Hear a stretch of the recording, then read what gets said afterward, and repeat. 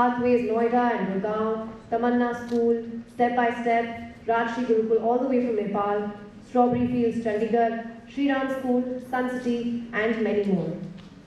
Also welcoming our parents and panelists and youth leaders, and a special welcome to all the children who have joined us today with some iconic children like Ranveer Singh Saini, the golf maestro, and Adi Swaminathan, the artist on the rise. Wishing everyone a very pleasant morning, and I welcome you all to the International Autism Awareness Conference 2020. As an international community, we all have a strong commitment to be inclusive, accessible, and should pledge that no one should be left behind. Keeping up with this spirit, let us begin the conference by invoking God's blessing and lighting the lamp. I will request all the dignitaries, Dr. Hawk, Mr. Sifan, Ms. Jitka, Ms. Dipali, Dr. Maitri Chand, along with our esteemed school chairman, to please do the honors. Can you just press them so that they know how to do it? Okay? Go ahead. Go ahead one by one. Yes. Go ahead. Come on, Ritika. One more. The great dancer. Okay, all right. Thank you. Thank you all.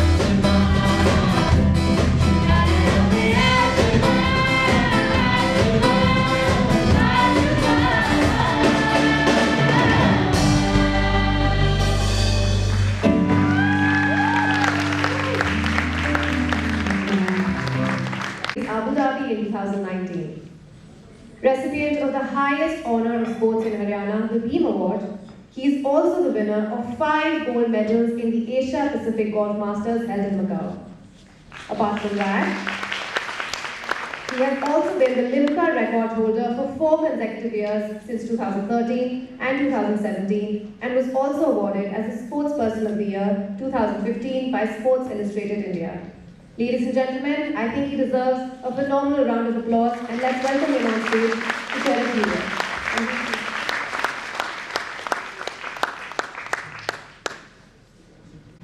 Good morning, ladies and gentlemen. I'm Ranveer Singh Saini. I was born with something called autism, which my parents found out when I was 2 years of age. When I joined school, people said that I will never be able to speak. People said that I will never be able to do anything normal in life. I had no friends except 3 children outside my house. I was hyperactive and could not focus for more than 2 minutes. I used to have 20 hours of therapy every week. But my parents and my teachers did not give up. They always said they are proud of me. They sent to me every family function. My teachers encouraged me to play every game: cycling, horse riding, swimming, running, skating. My parents also took me with them to play golf. I started playing very good golf and started winning tournaments. My coach Anitya sir spent many hours every day to teach me iron shots, driver shots, putting and chipping. At 12 years of age, I won the first gold medal at the Asia Pacific Golf Masters Macau.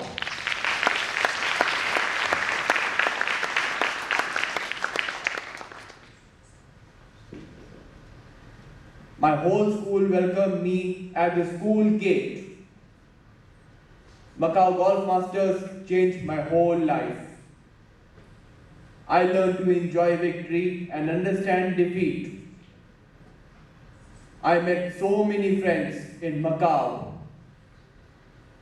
Stefan, Tessa, David, and Bruno looked after me. Then there was no looking back. When I won the gold medal for India at the World Games in USA, I was only 15 years of age.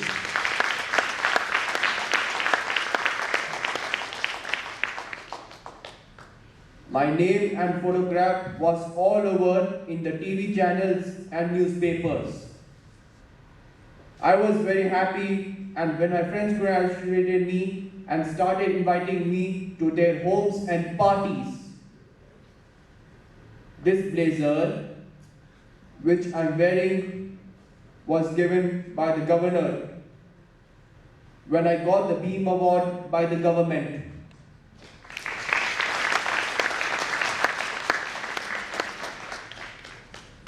Today, I can say that hard work can make us all champions. But for us, with special needs, we need support also. All of us have many talents. We are ready to put in the hard work. But we also pray that you all support us. We promise that we will become champions. Thank you and Jai Hind.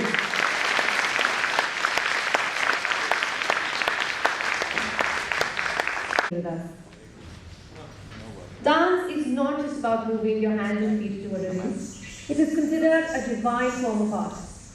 It is also an expression of feeling, a facilitator of culture.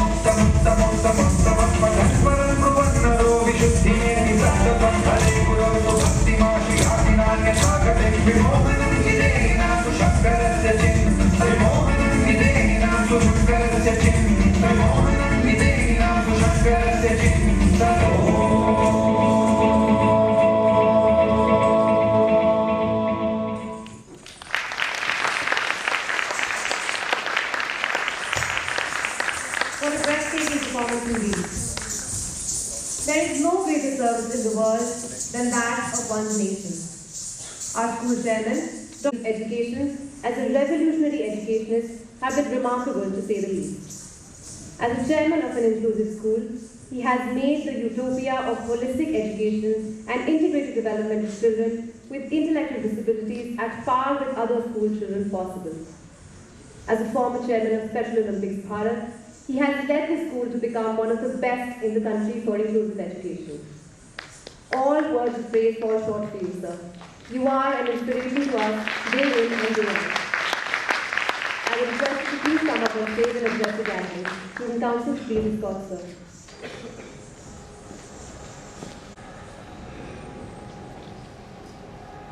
At the outset, I can only say that I'm overwhelmed with the response for this conference. We had calls coming in till as late as yesterday evening. We'd stopped registration some time back because of space, but then there were parents, there were educators, there were schools from far, and we said, all right, as many as possible. This gathering is not just a gathering of people who want to understand anything about autism. It's not that. This gathering is not a gathering to gather knowledge. It is a gathering to share knowledge. We have guests from Nepal, UK, USA. We have students from schools spread across the entire NCR and Chandigarh. We have educators, we have teachers, we have parents. But we also have the honor that we have persons with intellectual disability right here.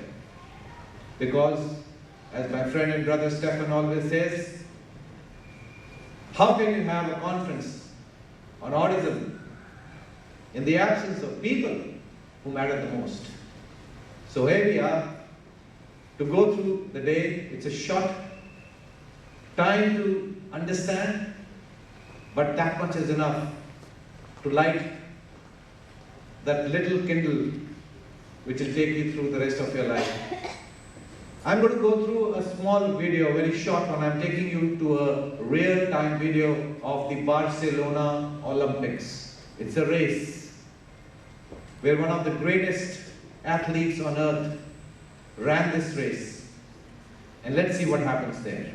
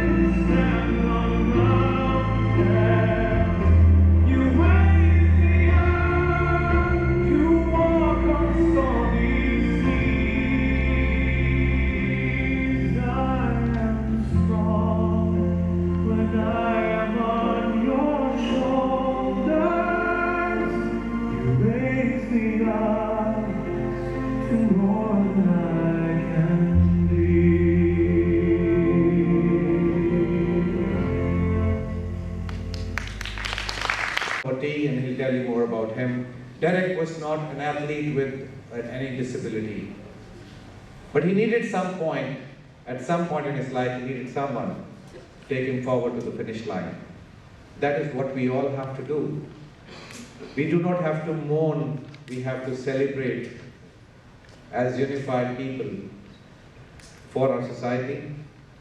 We have to nurture them, we've got to hold them, support them, run with them, walk with them, but at the end of it all, reach a stage where you can leave them and they run to the finish line. So all I can say today is, at the end of this conference, go back with many things, but with one thing more, and that is how to become the Derek of your life. Thank you, ladies and gentlemen. A special education consultant and a PhD from the Deakin University, Australia. His centre in Malacca provides care and support to special needs children. Their aim is to make a difference in the lives of people with special needs and their families by providing learning opportunities that will enable them to achieve their full potential.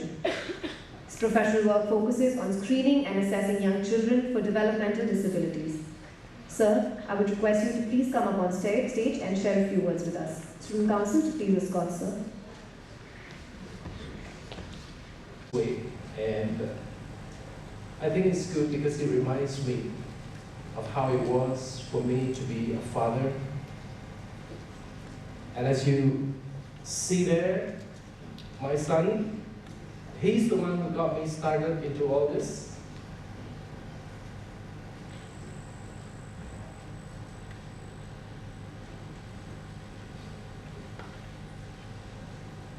I walked the corridors of your school yesterday and learned so much. You know, when I have not stopped enjoying, stopped learning. And because of that, I changed the title of my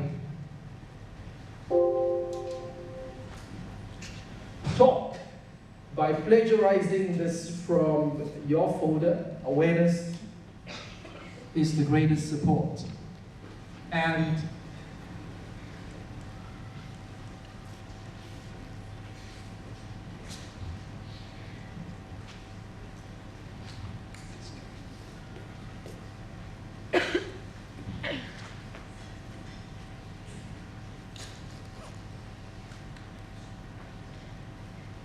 together we make a masterpiece.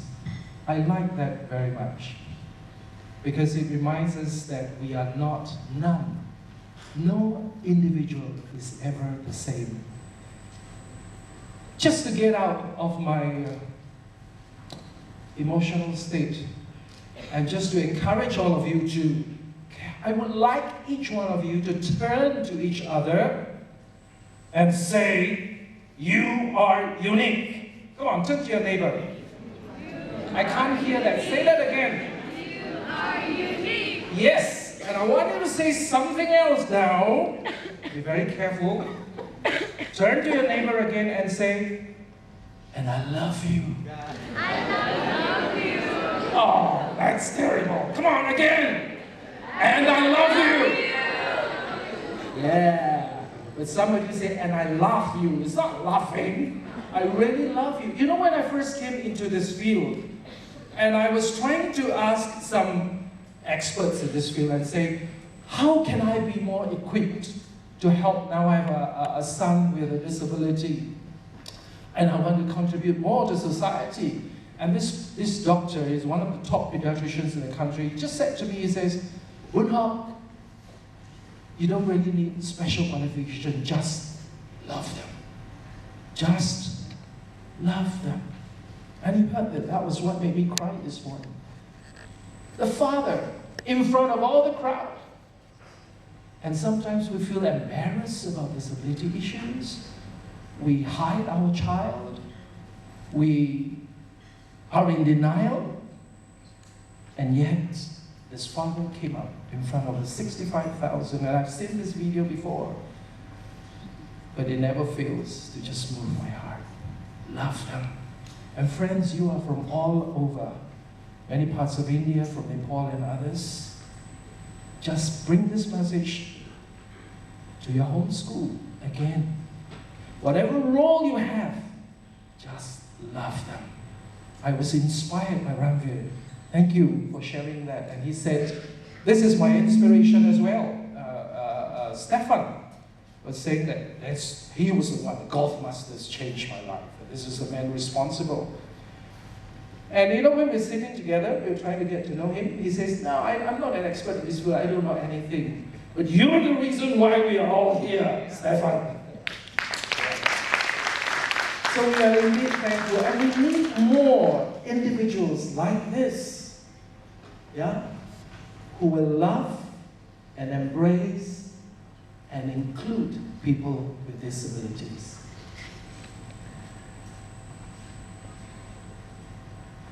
I am just going to run quickly through this.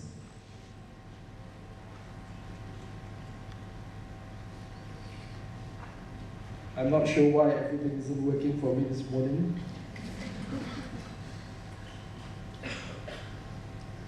Even the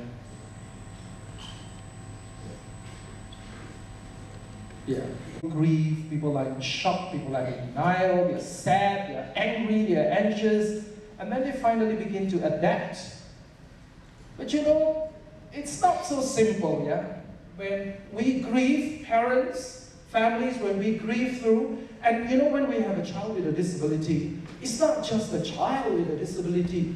In fact, the whole family becomes like a disabled family.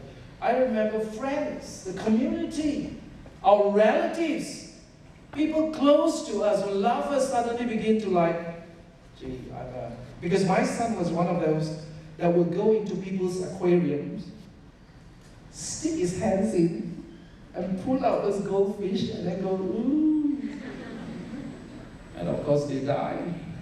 They can't breathe in air. So everybody was avoiding me, my family, my son like a plague. But we adapt, and this is what the term that they use is called chronic sorrow, like a chronic backache. Yeah? You think you're doing well, and you think you have recovered, but after a while, you come back again, and when your son goes through another event, it's grieving and sorrow all over again. So it's like a chronic pain, a chronic sorrow all through. But we learn to adapt. And during this first transition, we suddenly, all our lives, we wanted a child who is so-called normal by human standards, by global standards. And when we have a child who is somehow different, we need to start growing up. And as our theme of the conference is, awareness is the greatest support. What do parents need? They need information, they need where to go to get help, and what is the best way to support and help the child. I want to talk about two issues that we need to be aware of. One is early detection, and let's not get too technical here. We have people like Dr. Maitri and others, and also a parent, and Mr. Swaminathan and others, who are here with all the expertise as well. So let's quickly go through these. The early detection, I prefer to use some tools in my own work, like the ages and stages screening tools, the MCHET, and so on, to see children. And I see those children, some of them as young as like 11 months, 12 months, 13 months, yeah. And they get referred to me by the hospitals and pediatric clinics. And of course, the second thing will be the early intervention program. How we can quickly intervene in the lives of these children. Just to get, sometimes we think when a child has a disability, we think, oh, let's zoom in now on the disability. And I have had many experiences where parents on the phone keep telling me, my son cannot do this, my son cannot do that, my son, in Chinese they say, 不正常. That just means that my child is not quite the norm. Everything is wrong, and they keep on, and I let them go on because they need to tell me. And at the end of it all, I said, have you finished? So, what is right about your child? And they get a shock. They've been going on and on and on about what is wrong with my child, and I said, so what is right with your child? And I said, excuse me? What, doctor, what do you mean? And I said, what is the good? And then suddenly, and usually when we make an appointment where they come in and we sit down and talk, the parents cry. I never thought of my child in this way. Could there be anything right about my child? And then we talk, and I said, assessment is not just about finding out about what is wrong with your child. We also want to know what is right with your child. What are the strengths your child has, so that we can use those strengths to support areas of his weakness and deficits. And you saw for yourself this fantastic, inspiring testimony this morning from around here. Give him a clap, come on.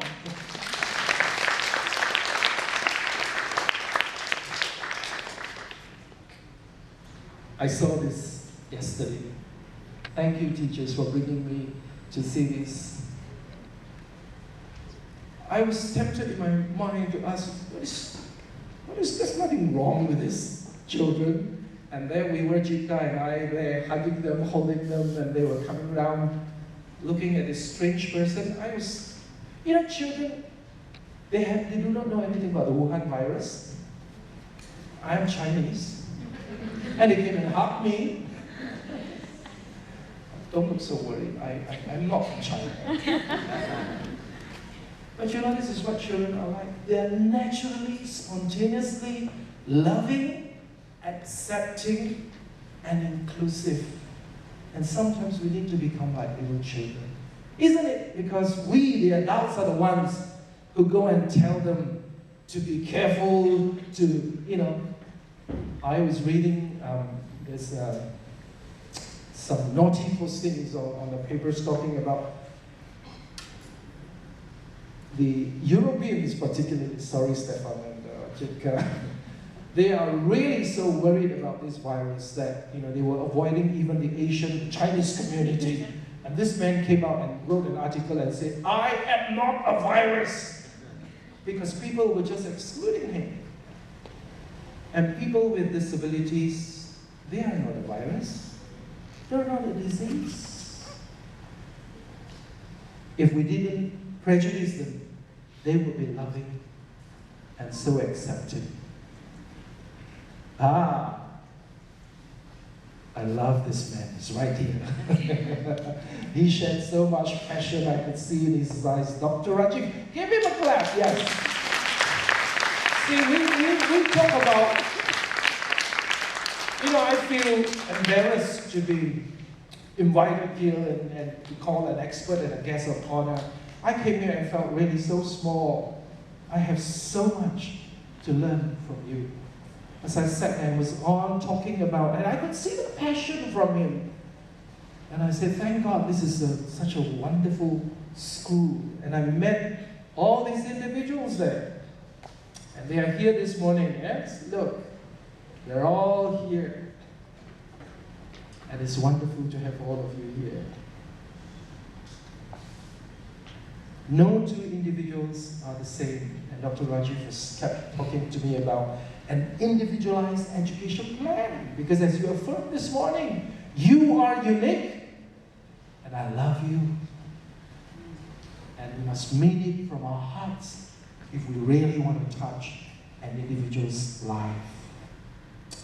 A bit of a technical stuff here about diagnosis, and Dr. Maitri may be telling us about this. You know, there's a lot of confusion, even amongst the experts. They can't agree among themselves sometimes, yes. The psychiatrists in the US particularly use DSM-5, and then on the outside, with the UK and the WHO, they prefer the ICD. And I, as an educationist, because I'm not from the medical field, I prefer what is called the EDM, the Educational Diagnostic Manual. That's like a kind of a special book for us. And based on the EDM, it's interesting when I first learned this, that you know a person may have an inability to do something. And if these inabilities persist over 6 months, usually that's the standard, then we call it a disorder. So if someone has inattention, impulsivity, hyperactivity, then it's ADHD.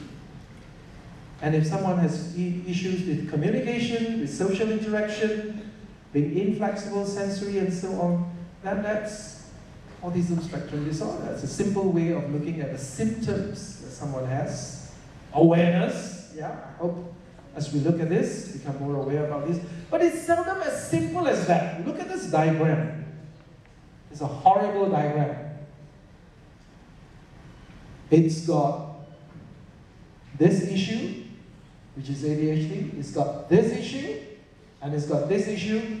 And sometimes, as in all biological species, in humans, things are not so clearly classified, and you can't just put everybody. That's why no individual is the same. So we have things that occur together, which is called comorbidity.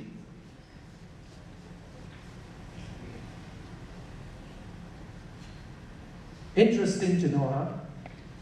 Yeah, you can start checking now. I think some of you have this issue here, cyber gaming addiction. You have increasing amounts of time spent online engaging in activities related to the internet. Put up your hands, those of you who have this issue. Increasing amounts of time spent with him. Come on, be honest, put up your hands. Ooh, okay, we sing that. And then the second one, unpleasant withdrawal symptoms. If you are not online, turning to the internet to cope with negative feelings. Some more? Yeah, we've got people who are honest this morning. The rest of you who didn't put up your hands, you're not honest. And then you neglect other areas of life, such as relationships, work, job, school. You notice that? You know, I was traveling in a train. I went to Singapore. And we traveled from a place for about 20 minutes. We were in a train together. And this was a nephew, a brother's son. And I sat beside him. And he was looking. It was on the phone like this with the things sticking into his ears, listening to it. And I called his name. I said, Ethan. Ethan, he never moved. And we sat through, and I thought it was wrong. It looks like him, sounds like, well, him, but it just didn't respond to him. When I got home and asked, were you on this train and traveling to this place at such and such a time, such and such a day? He said, yes, I was. And I said, you know, I sat beside you for about 20 minutes and you got off the train. I got off the train and we never even greeted each other. And then he texted me, OMG. That's all. Terrible, huh? This is what's happening to our society. Yeah, but a little bit more about autism, since we are in an autism awareness conference. I think most of you will already know this, but let me just run quickly through this. The non-verbal factor, social relation factor, flexibility factor. And then when areas of overlap which are not too clear, you will have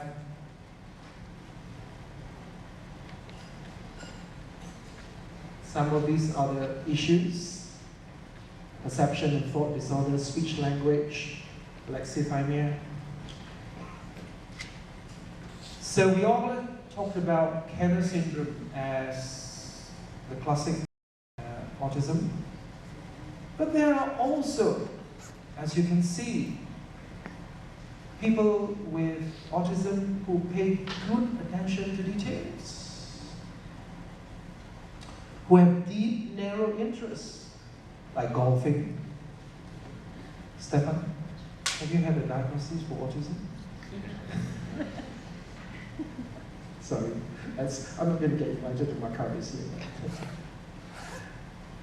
And islets of ability. We sat at lunch with Mr. and Mrs. Dr. and Mrs. Sani yesterday, and then she said, you know, we just discovered that Bravia has perfect pitch. And that was just discovered like 2 or 3 years ago, right, Mrs. Sani? And sometimes we jump to conclusion, we say, oh, you know, this person is like this, and therefore he has got this, this, and this, because that's how we diagnose. And then we put them in a box, but they're not quite like this.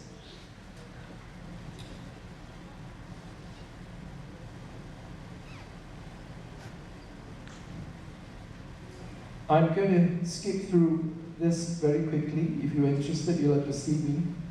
But I want to talk about somebody who we met, I worked with, and this is Lim Yu Heng, or YH, LYH. I worked with him for a while when his teachers were not present, because we had an early intervention center that was about, this is now about more than 20 years ago. And when his teachers were absent at one time, I stood in and did some intervention with Yu Heng. And Yu Heng is so severely disabled. All he could do, he said he wanted to look for frogs. He just said frogs, frogs. And I brought him round to the compound, and we were just looking for frogs. That was his level. And we always think that people with exceptional ability, they are academically gifted, they have IQ score of 130 or above, they can achieve way beyond their peers. But is this always the case? We did a number of tests, And this is where Yu Hing was for his IQ, 70 to 79. That's considered borderline impaired or severely delayed with an intellectual disability. We ran the ADOS 2 for autism and confirmed that it definitely has autism. And then we ran what is called in psychology adaptive skills. And he was there about 2 standard deviations behind. And yet, this is what Yu Heng is capable of drawing. Look at this. Who is this? Yeah, you can look at that. Who is this? Yes. You should know you can't, because I can't get it to like make it bigger. But everything in there is actually made of tiny little ants. Yu Heng had a special fascination for ants. And when he was young, all he did was just spend hours and hours drawing tiny little ants. And his mother did everything they could. You see, behind all these people, the parents again, in this case it was the mother, who would put the light under a petri dish and let the ant crawl around. And Yu Heng could draw it to just every good detail. And soon he was drawing ants with a world map. I wish I could show you more of that. And then soon he was drawing pictures like this. And Yu Heng is a successful artist. I think there's a parent here with... Who's that? Ah, give him a clap, yes. This is the Indian equivalent of our Yu Heng. Wonderful, congratulations on it. Well, you're welcome.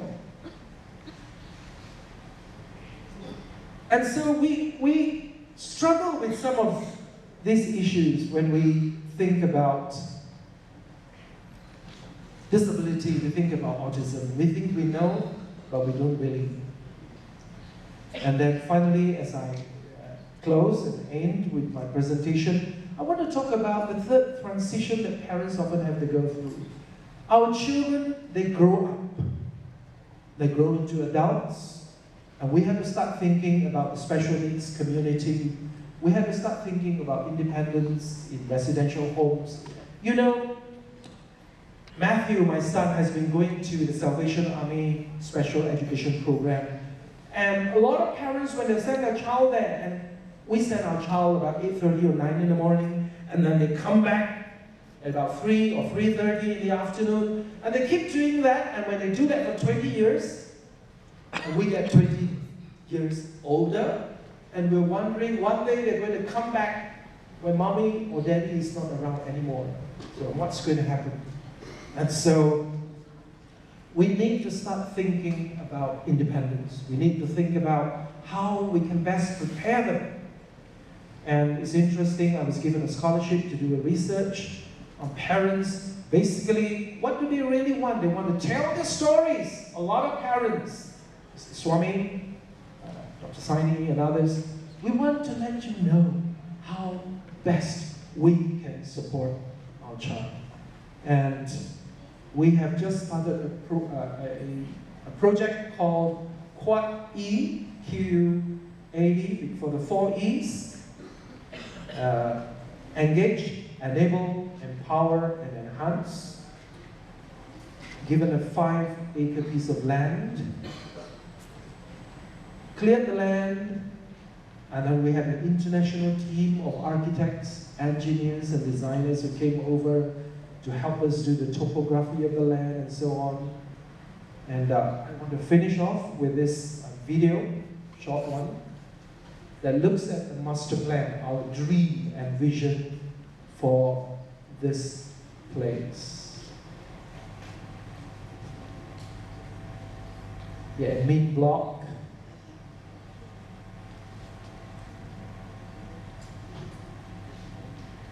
The therapy rooms.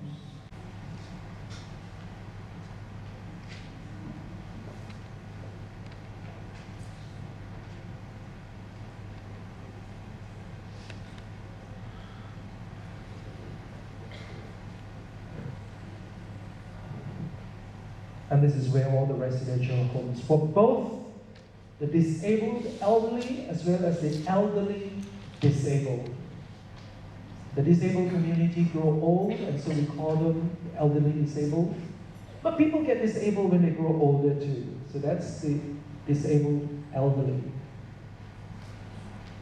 And so this is our dream. We hope to see it being built as special needs community home.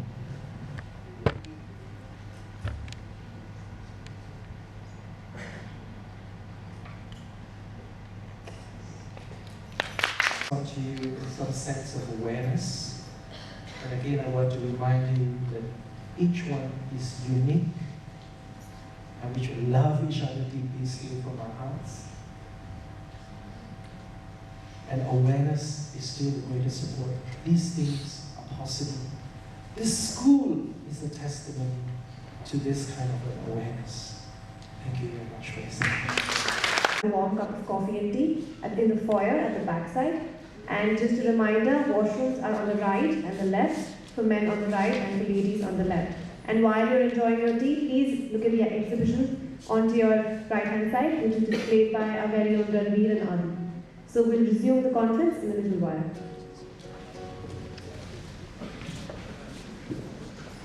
Well spoken. Actually, we don't know how this time. No worry. We have things ahead.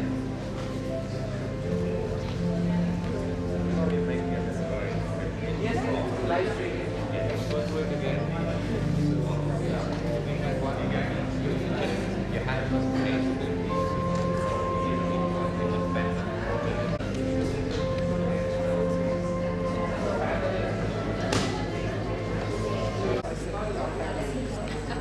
but not many people can do that. I have seen that the first time when Trent Bowie.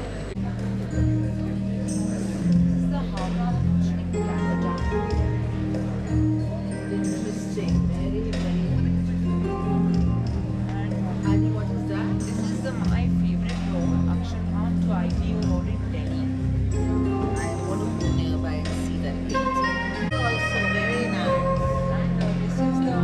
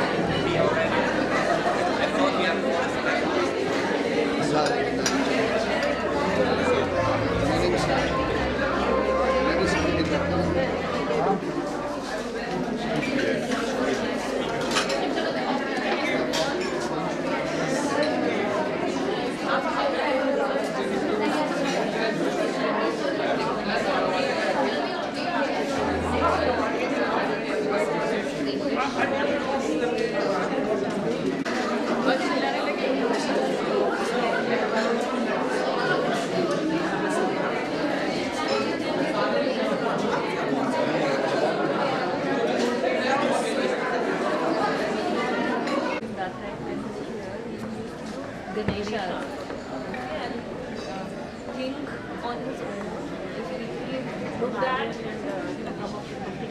very different.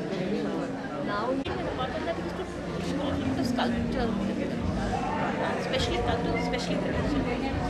and they make amazing dishes. Yeah, they do very well in cooking. Each one of them may have their own signature dishes.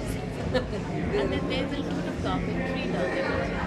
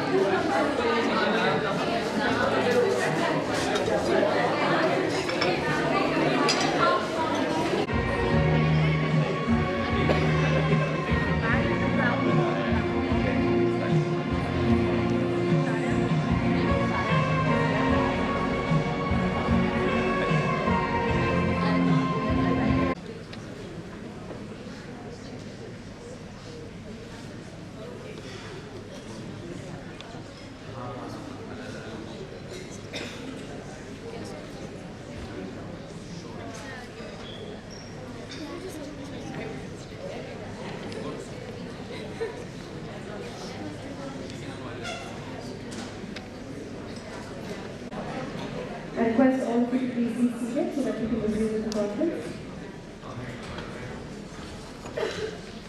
Well, some of you might have heard a beautiful melody being played on stage. It was played by none other than Ranveer Singh Saini. So please, ladies and gentlemen, please give the founding chairman of the Macau Conference and Golf Masters. He found his passion in working with intellectually disabled people during his work with the Special Olympics and other associations, and created the world's biggest annual golf tournament for people with IT and autism called the Macau Golf Masters back in 2011. He often combines his profession as a team manager in motorsport with the work that was created during the workshops of the Macau Inclusion Conference series by featuring designs of helmets, bikes, and leather liveries with teams that he participates with at various races around the world. Sir, I would request you to address the gathering and student council to please escort sir.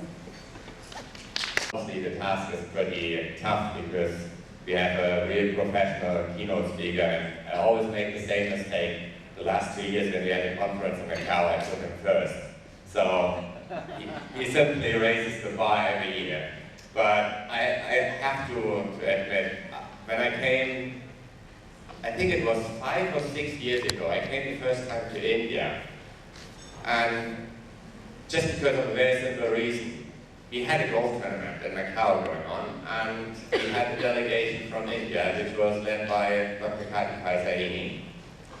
And he invited us back to come to India to enjoy his hospitality, and we came here with a small team of 4 athletes from Macau, and we played some field golf, and I was honored to visit that school.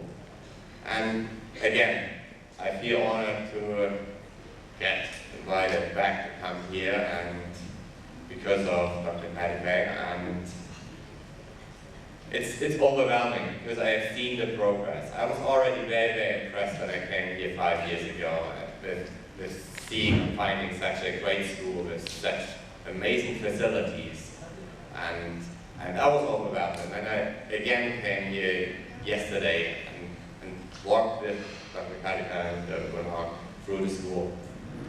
It just reminds me on our old days in school and what I have seen so far in Asia.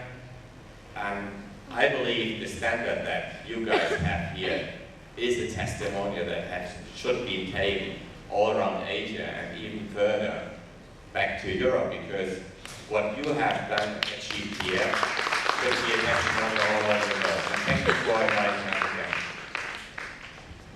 us again. A lot of people ask, who are you? And I said, it's not about me, I'm just a guy who found a passion and what I do now and what I try to bring abroad and inspire other people to do. And I'm glad that Kadika actually liked the idea to create a conference series. So whenever, I'm not a specialist on autism, hardly being a keynote speaker, so usually I don't speak, I just try to engage and encourage the keynote speakers to keep as calm as possible and just be themselves and tell what they really do and be themselves. And then they can always come back, so what, by the way, what you are doing? And I'm just trying to do and help you and giving a message across. The same as when people realize I'm organizing a golf tournament, they also assume I'm a golf player. Trust me, yesterday I played my 4th round of golf, and I had in my life, so I'm not a golf player at all, but I had possibly the best partner in life so far, which was Ranveer, who was my guy in my golf tournament. So, going to the presentations. Who am I? Honestly speaking, I was a very, very naughty student. I think you start with, it's a school, I think, it's not high school. What comes before high school? Primary school, okay. We have the same system. It's just you go to a school which is from class 1 to class 10, then it changed in class 8. You go on, you're probably about 14, and then you are going to a called gymnasium. So you guys go to gymnasium to work out. In our world, part of the world, it's probably college. So there you get your classification or qualification in order to advance to university. So I have probably been the naughtiest student in every single school I went, for simply a reason. I'm active, I can clearly tell. I couldn't sit still for 1 minute or 2 minutes. And I was always bored by everything that came across. What I found passionate in was always sport and art. So I believe I was a decent artist. I could draw. I liked it. I did a couple of things. But I was really into sport. But I was never good in every single sport to advance to the top level, because I got into school just a year later than anybody else. I was very small, skinny, very, very skinny. And my parents, they were just convinced that guy should go to school. But any teacher I met, they said, no, he needs to go to step back and just keep going another year in kindergarten. So at the end, at age 7, I was allowed to go to school. Then I had a very, very difficult time because I got a bad ear infection. Since then, I'm half deaf, so I always look at people's mouth and read their lips. And I was lying in hospital for about 3 or 4 months, and I found the major nurse, she always came and tried to teach me, and she taught me well. And by the end of my hospital visit, my teacher came to the hospital and wanted to evaluate how far I am. And I was far further than any of my classmates. So it seemed like I had a certain ability.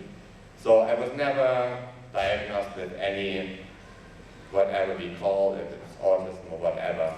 I believe I'm simply as different, but also as same as anybody else. And I believe disability doesn't exist at all. I think we always should focus on ability, and that is one of the major messages that I want to give today. Because when we just meet each other and we don't even know each other, we simply very quickly evaluate. And maybe I myself is doing that. I'm not sure if you're doing that. But I evaluate in two major aspects. And I say, okay, I like that guy because he's just approaching. And I immediately decide if I want to spend the next 5 to 10 minutes with him by evaluating if he gets me any step further or he's just holding me back and forth. So when I see I can learn something, I stick with him. Otherwise, I'm the least social person you can possibly be. So whenever I go to, or I invite people to come to my conference, I'm inspired because of one reason. I meet talents, I meet athletes, I meet people with, we call them, they are, in the old days, they were called retarded. Terrible word. Nowadays, we started calling them mentally challenged. Not the right thing either. Officially, we call them intellectually disabled. I think, why intellectually disabled? I think they're able as anybody else. So, whatever you do, you probably won't ever find the right word to do. So, I treat them as human beings, as like anybody else I meet. And if I like them, I stick with them. And I always hope they come back and we meet again. Going back, who am I? Because that's the question that's possibly most people like to know. I hate to talk about myself. But Hadikai said, Stefan, I want you to talk. I said, okay, right, about what? I'm not the expert of autism. Just talk about yourself and what you do. So let me just have a look. Okay, my name is Stefan, and I'm born in Germany. I'm on 2nd March 1976, so obviously I'm 43 years old. I'm turning soon 44. And I had a normal education. I went to college, and after college I was thinking, I always promised my grandmother. My grandmother was a leading figure in my life. So when I left college, she always said, I want you to go study. And trust me, that was the least idea I had, because I never wanted to go to university, because I think it's just damn boring to sit in front of someone who tells you a story. He actually tells you a lie, because anything he tells you, it's not real. Because they're all professional, they stick to their little book, and out there is a totally different book. So I didn't want to go, and I was passionate by motorcycles. When, as I said, I was a naughty kid. When I was very, very young, the first motorcycle I had was a stolen bike. Don't do that. Don't steal a bike. I didn't steal that bike. I just got it by a friend and found out it was stolen. But I liked riding bikes, even though I never learned it. I just stepped on it, got on it, and rode bikes.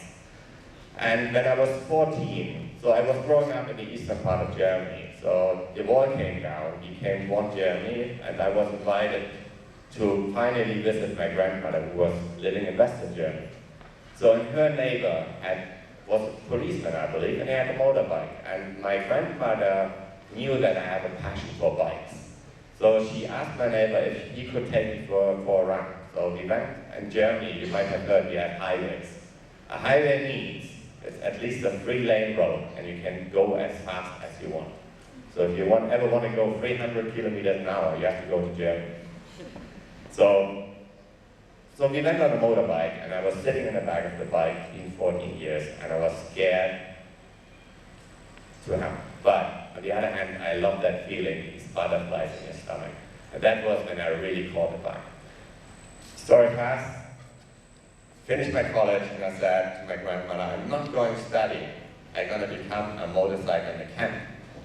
She said, oh no, why you want to become a motorcycle mechanic? Because I love being around bikes, working on bikes. So I found a guy who actually asked me, or who thought, okay, you might be a talent and you should try yourself out in repairing motorbikes. So he asked me to come over the weekend. He put me on a bike, I repaired the bike was not running after. But he said, I like your work, the way you work on bikes, so I give you a chance, and I started doing is it called an apprenticeship? So you learn your profession for 3.5 years, and then you become a master of mechanical engineering. I did that. And during that time, we had clients, they were racing bikes, and I started to repair their bike. And at the end, they asked me to come to racetracks with them.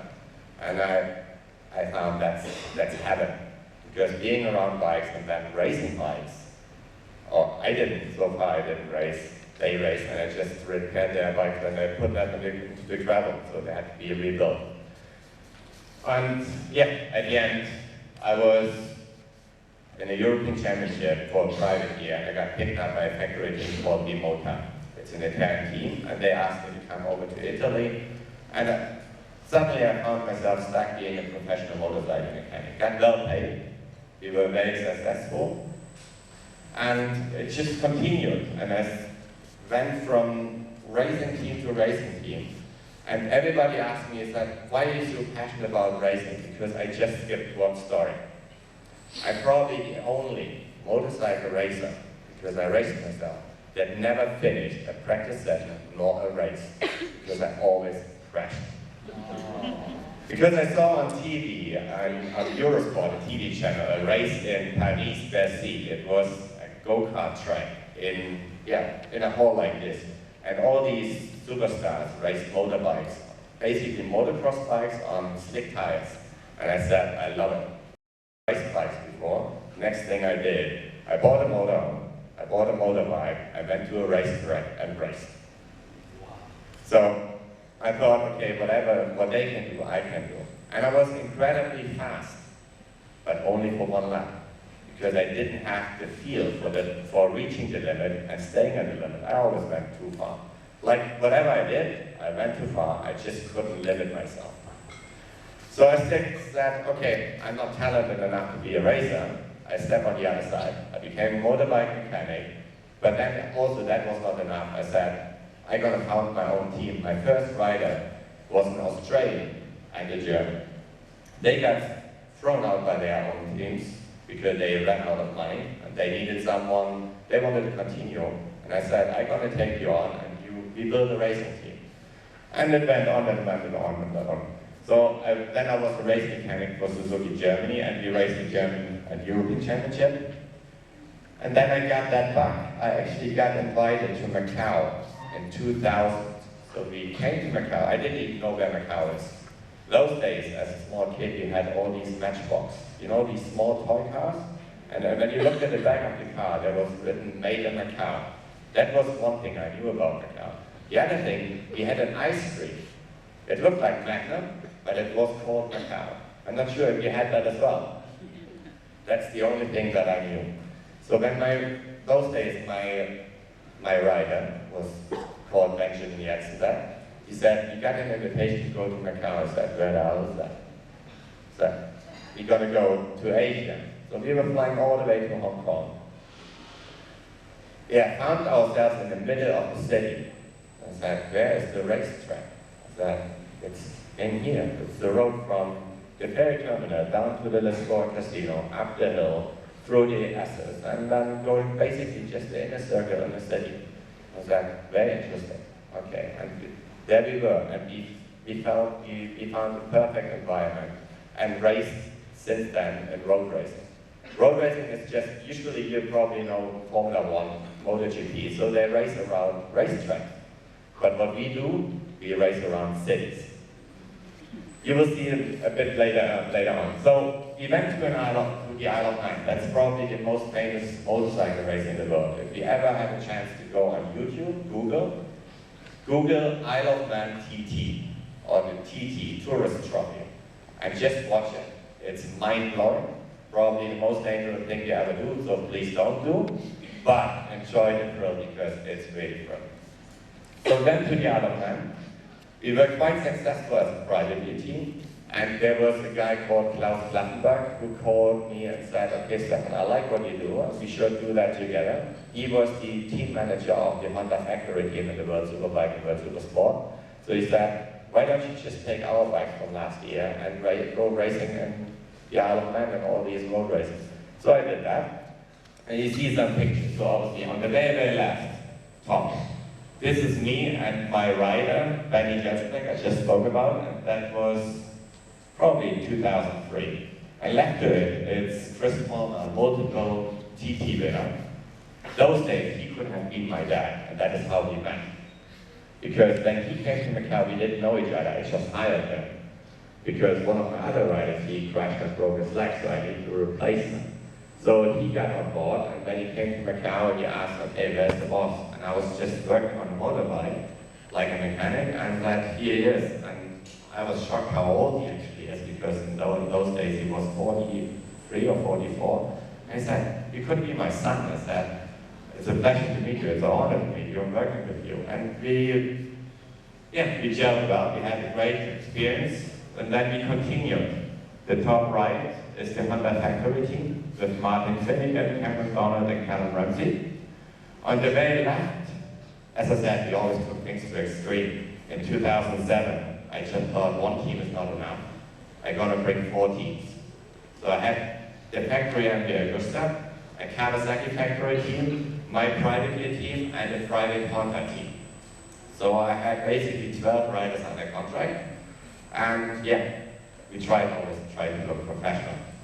And on the top right, that's actually a picture from the Isle of Man, the 100th anniversary when I was taking over Kawasaki Bolliger, a Swiss Kawasaki team, and I took them to the Isle of Man. So, 2006, fast move forward. I look a little younger, so I thought it's a good idea to go to Macau. The reason why I went to Macau is simple. 2001, I got introduced by the owner, by the big boss of MotoGP. Probably most of you know Valentino Rossi, right? MotoGP, multiple world champion, the legend himself. His boss is called Mike Trimley, who's running the International Riders and Team Association.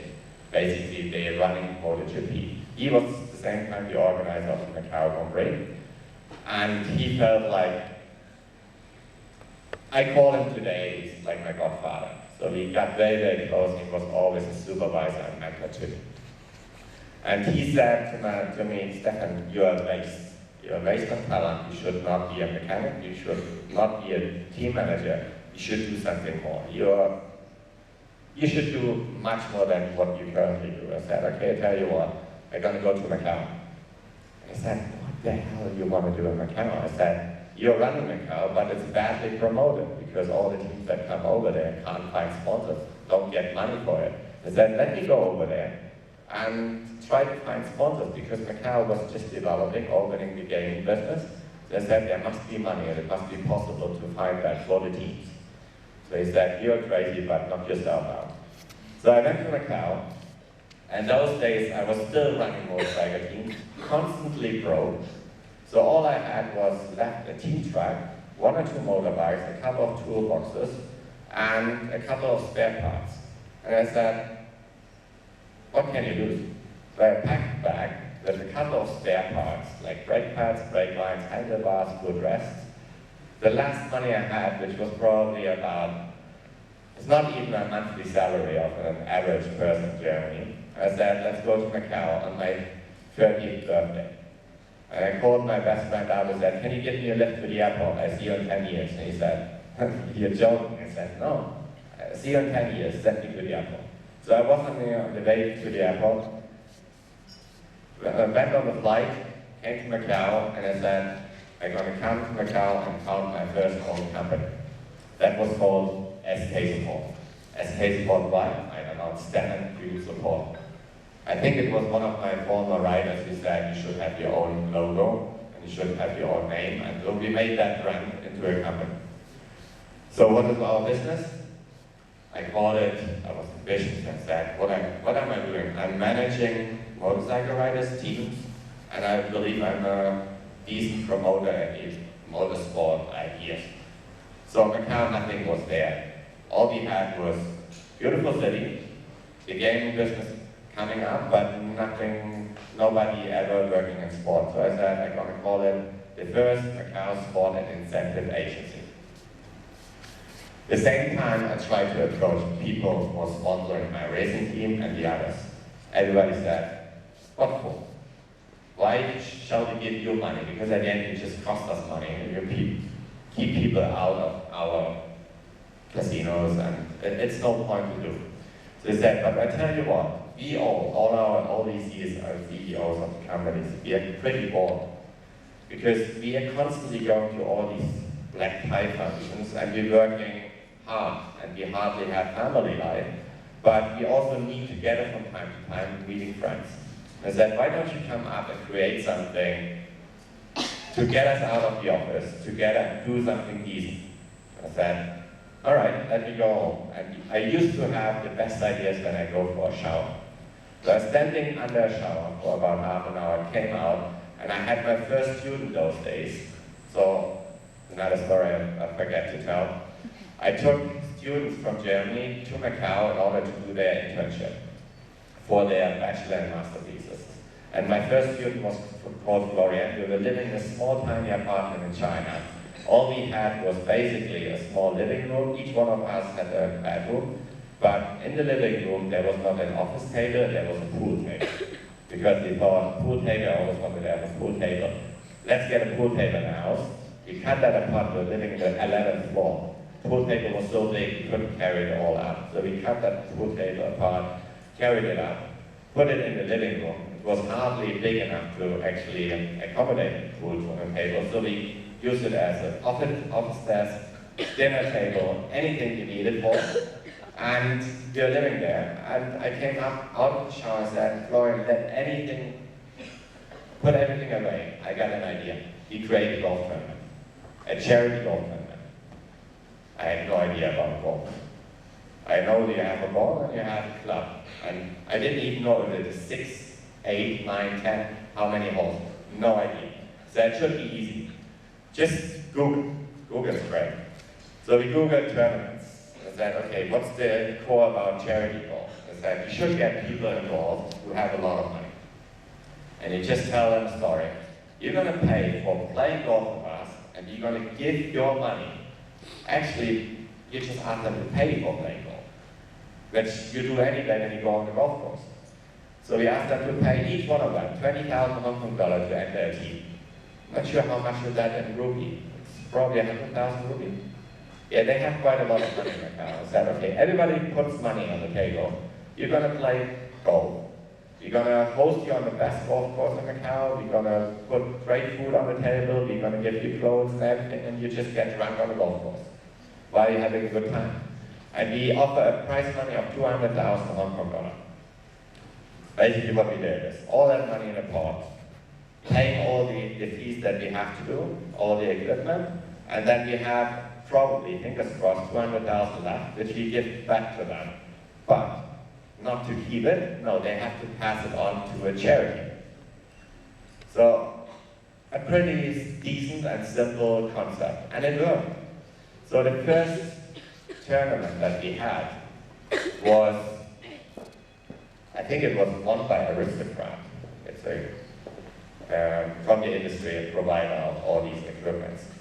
And they asked us, okay, who you want us to give the money to? And I said, not sure, what is a good cause? And I heard the first time about Special Olympics. So we found, after a lot of search on the web, we found an idea, or we found an address of the Macau Special Olympics. So we passed on the money, and the concept went well.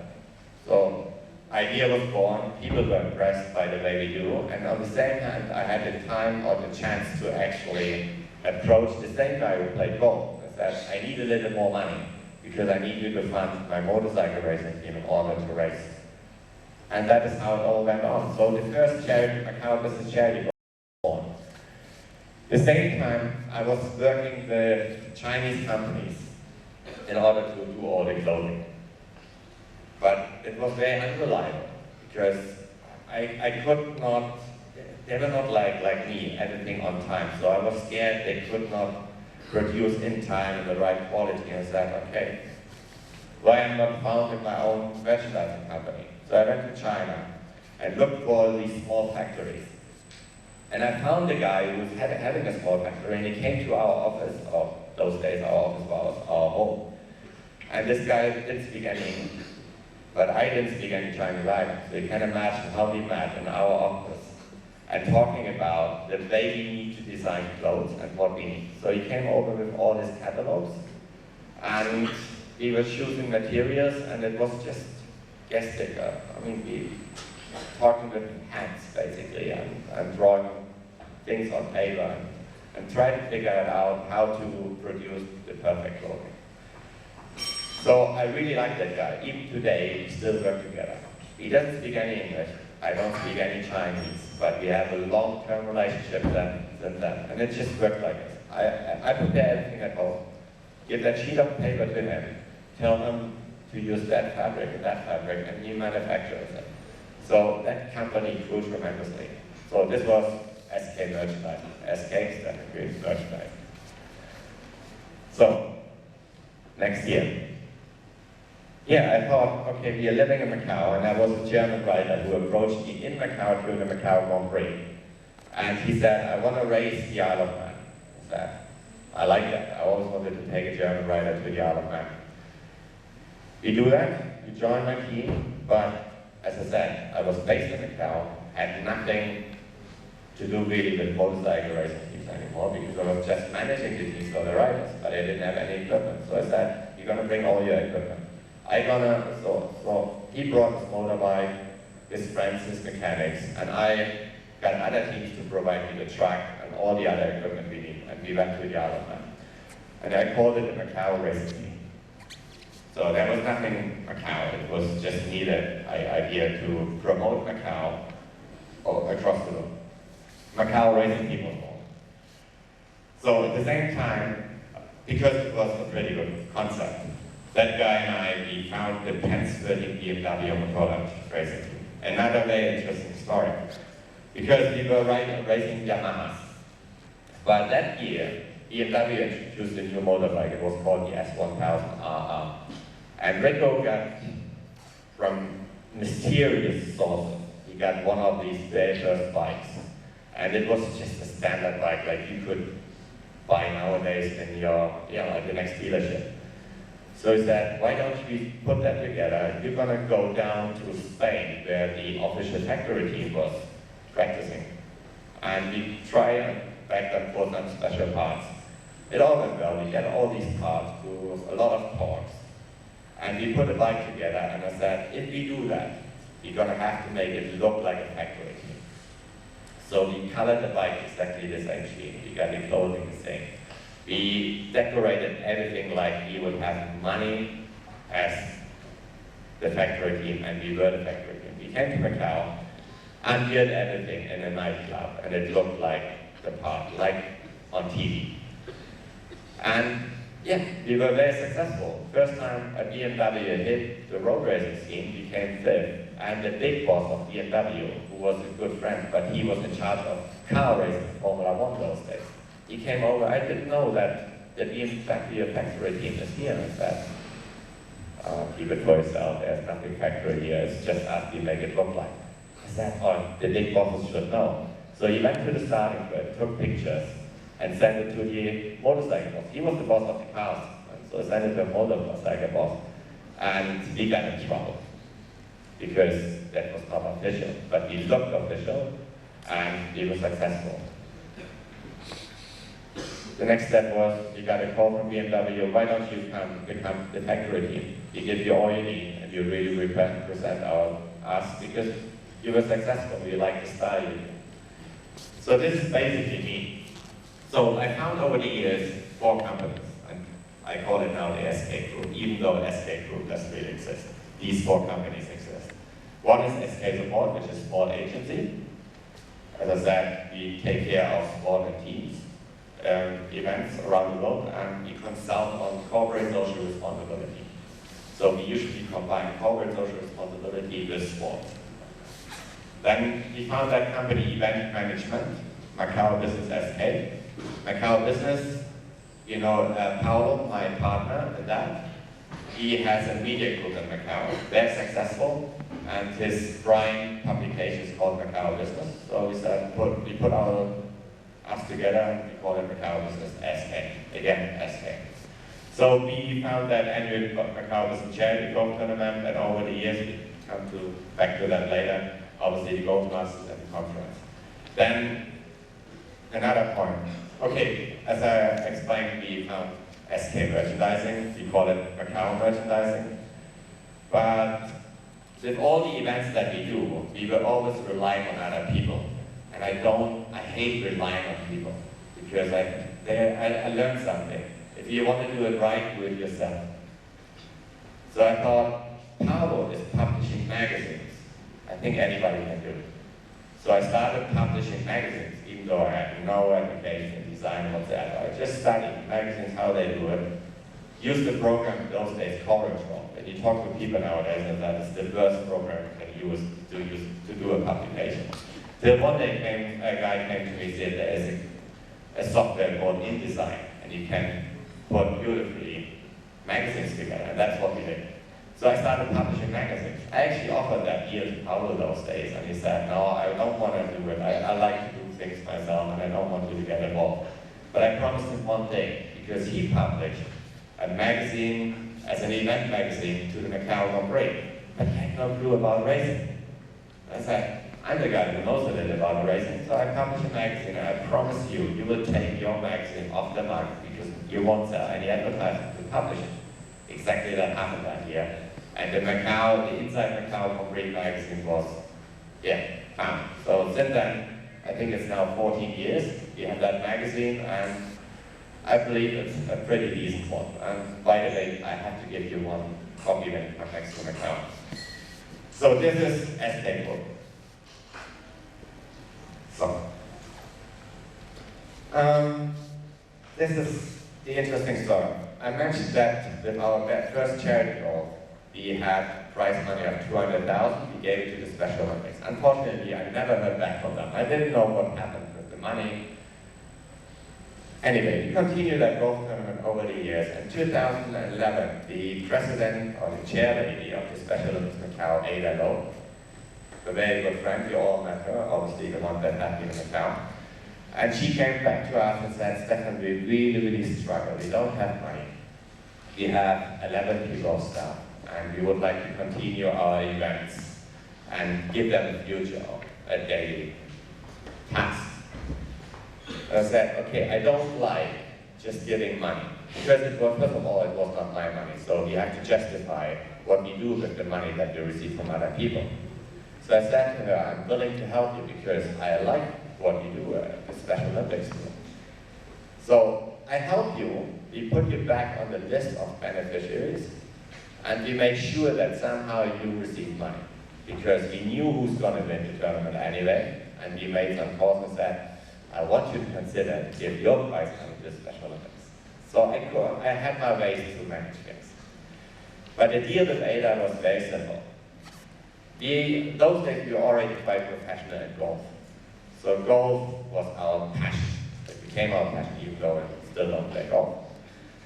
So is that we're gonna give you money. In return, you allow us to found a team of intellectually disabled of the Special Olympics Macau, and we build a golf team. But the core should be taking that golf team to the next World Games in LA. At the same time, I want to invite, because we are good at organizing golf tournaments, I want to invite the world, I want to create a golf tournament with intellectually disabled. So the whole idea quickly on paper after a shower, and we invited the world. But we started with Asia Pacific. We had 11 delegations from 7 different countries and regions. One of them was India. You were there.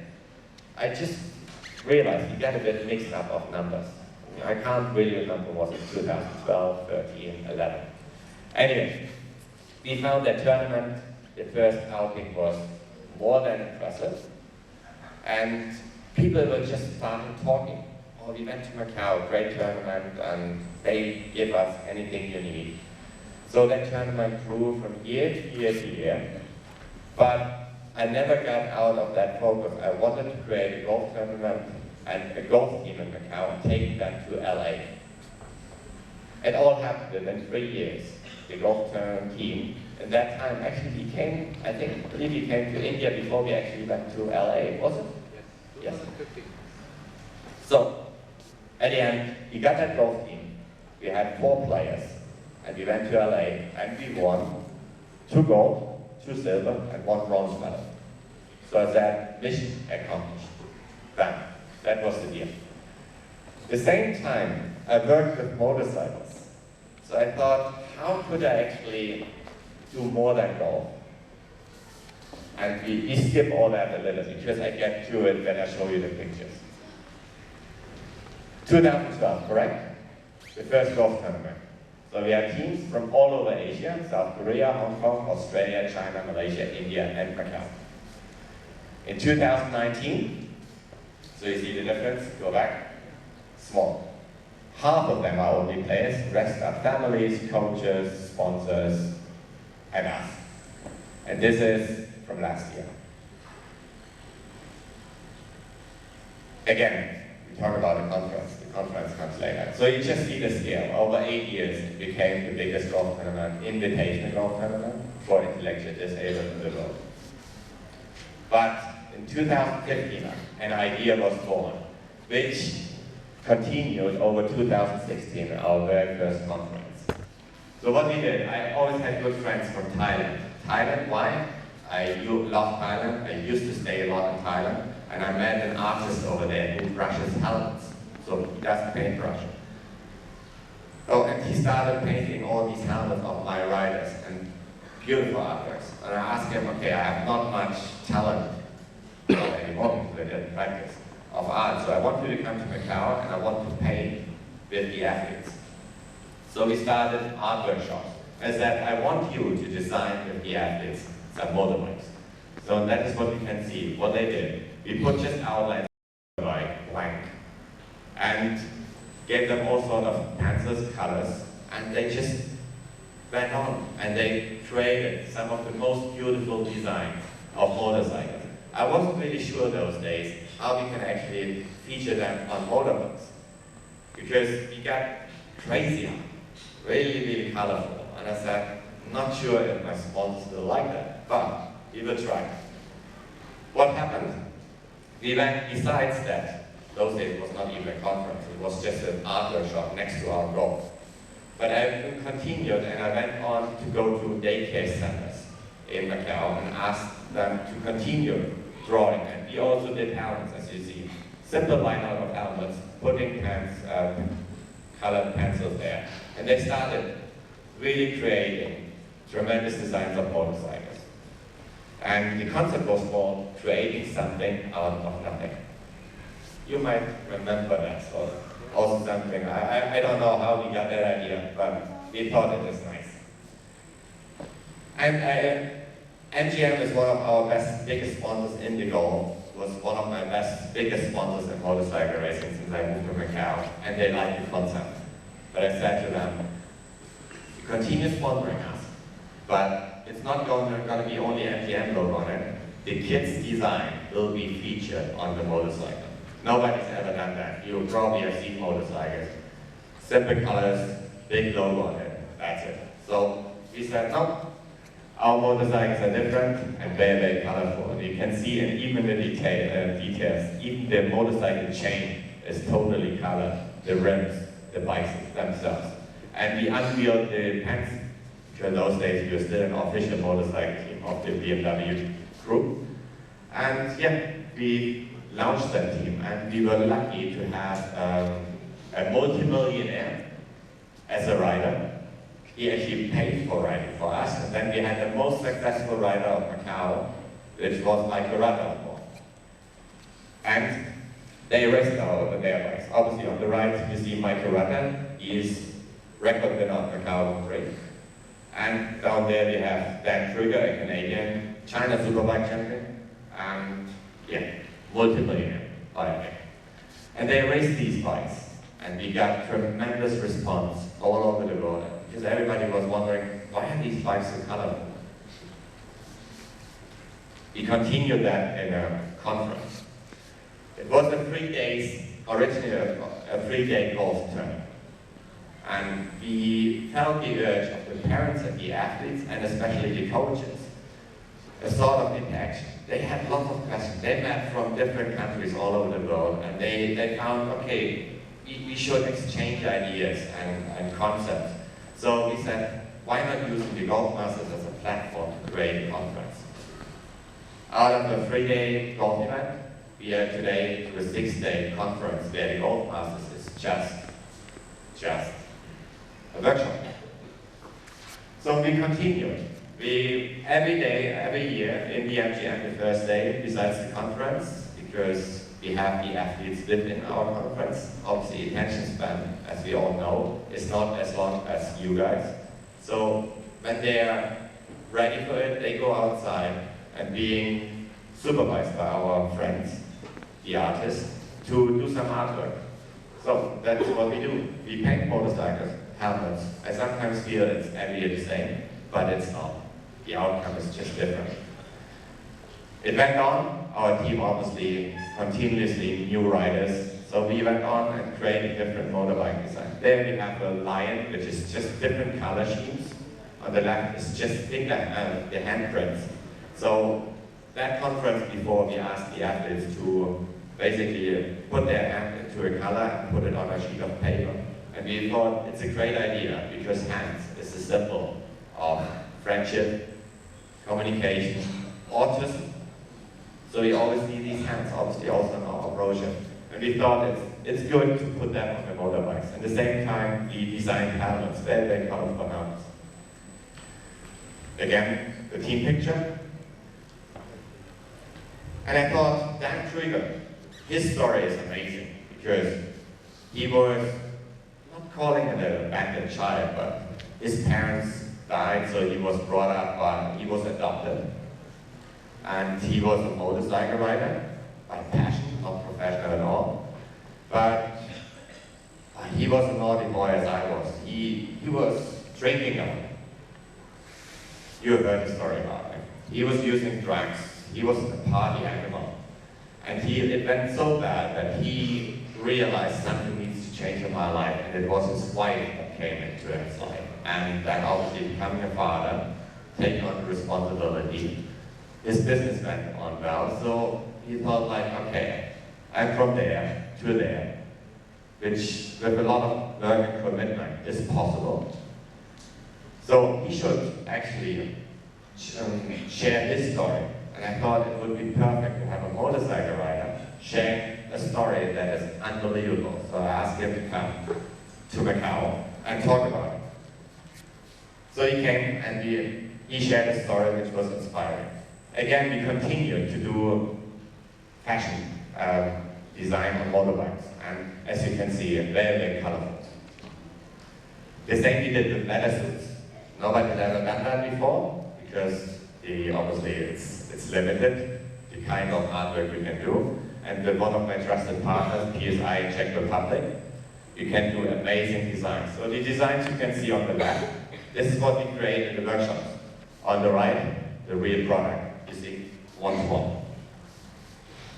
And the difference is, usually you see all these beautiful umbrella girls on the starting grid before the race. We said, no, we don't have umbrella girls, we invite our athletes to hold the umbrella. And you can see even the athletes, it's the IC2 Association of Macau, they design their own umbrellas and take them to the starting grid. So we get all the attention for them on TV. So they have a chance to expose themselves and to show, listen, we are beautiful and we are the creators of that bike and that art and their talents. We also invite them to come to our pits, to visit us, to watch the bikes, to get introduced to the riders, to get their signatures. And we do every year a big roadshow in Macau, where we introduce the whole event. So we invite them to join us, and obviously they love to pose for pictures. We also take the riders, because this magazine that we publish features all about the riders, so it's like a celebrity book. So the causes, I always tell my riders, once a year you have to do something good, because you get not paid anyway, so you have to return something. I need you to come with us to a daycare center, or last year we went to a charity walk. And I need you to sign the pictures and to sign the magazines and take pictures with the athletes. And that's the day of their life, trust me on that. And we created that conference, as I said. You can also see the two men that are inspiring for me, even though they always claim I inspire them. It's not. They inspire me, because they always give me a different challenge every year. They have been with us a couple of times, and you can see it's quite interactive, and you see the whole story behind. We even now design cars. The conference is a 2-day, or today, this year is going to be a 2-day golf. It used to be a 3-day golf, but we had so many different sports introduced by the universities or colleges. And I said, we can do a golf tournament, but why not doing a badminton tournament or a football tournament? And I said, knock yourself out. I'm going to bring that conference day to your university, and you simply host it. And I'll let you do whatever you want. Just make sure it's the day of their life, and that's what happens every year.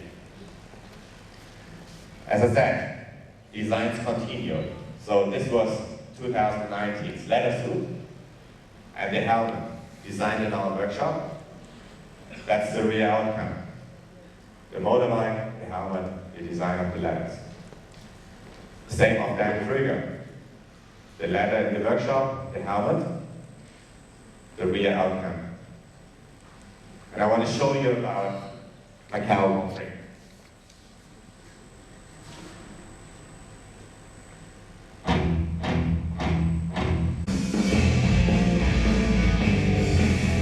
Attention, pit lane,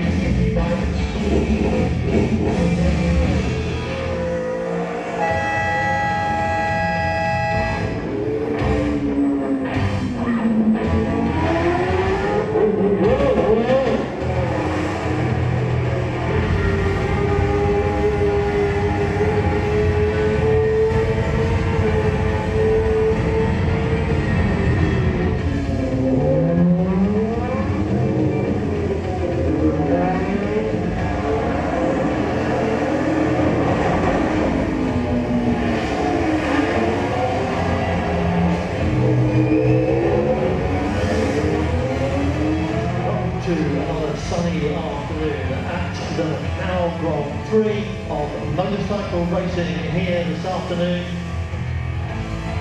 We wait for all the lights to send them on their way, and they are off. There we go, the Macau Motorcycle Grand Prix is underway. Clear ahead leads the charge down to turn 1. Lee Johnson's made a storming start and is in third place.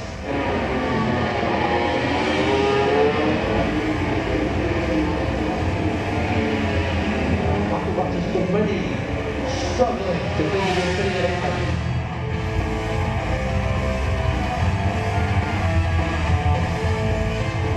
There's the red flag as predicted. And for the second time last thing, the Macau Motorcycle Grand Prix is underway. Hitchman this time doesn't get the drop on everybody else, and it's Rutter who leads into turn 1. And it's Michael Rutter who heads the field through turn 1 with Hickman looking over his shoulder. Toby Todd is right up into third place.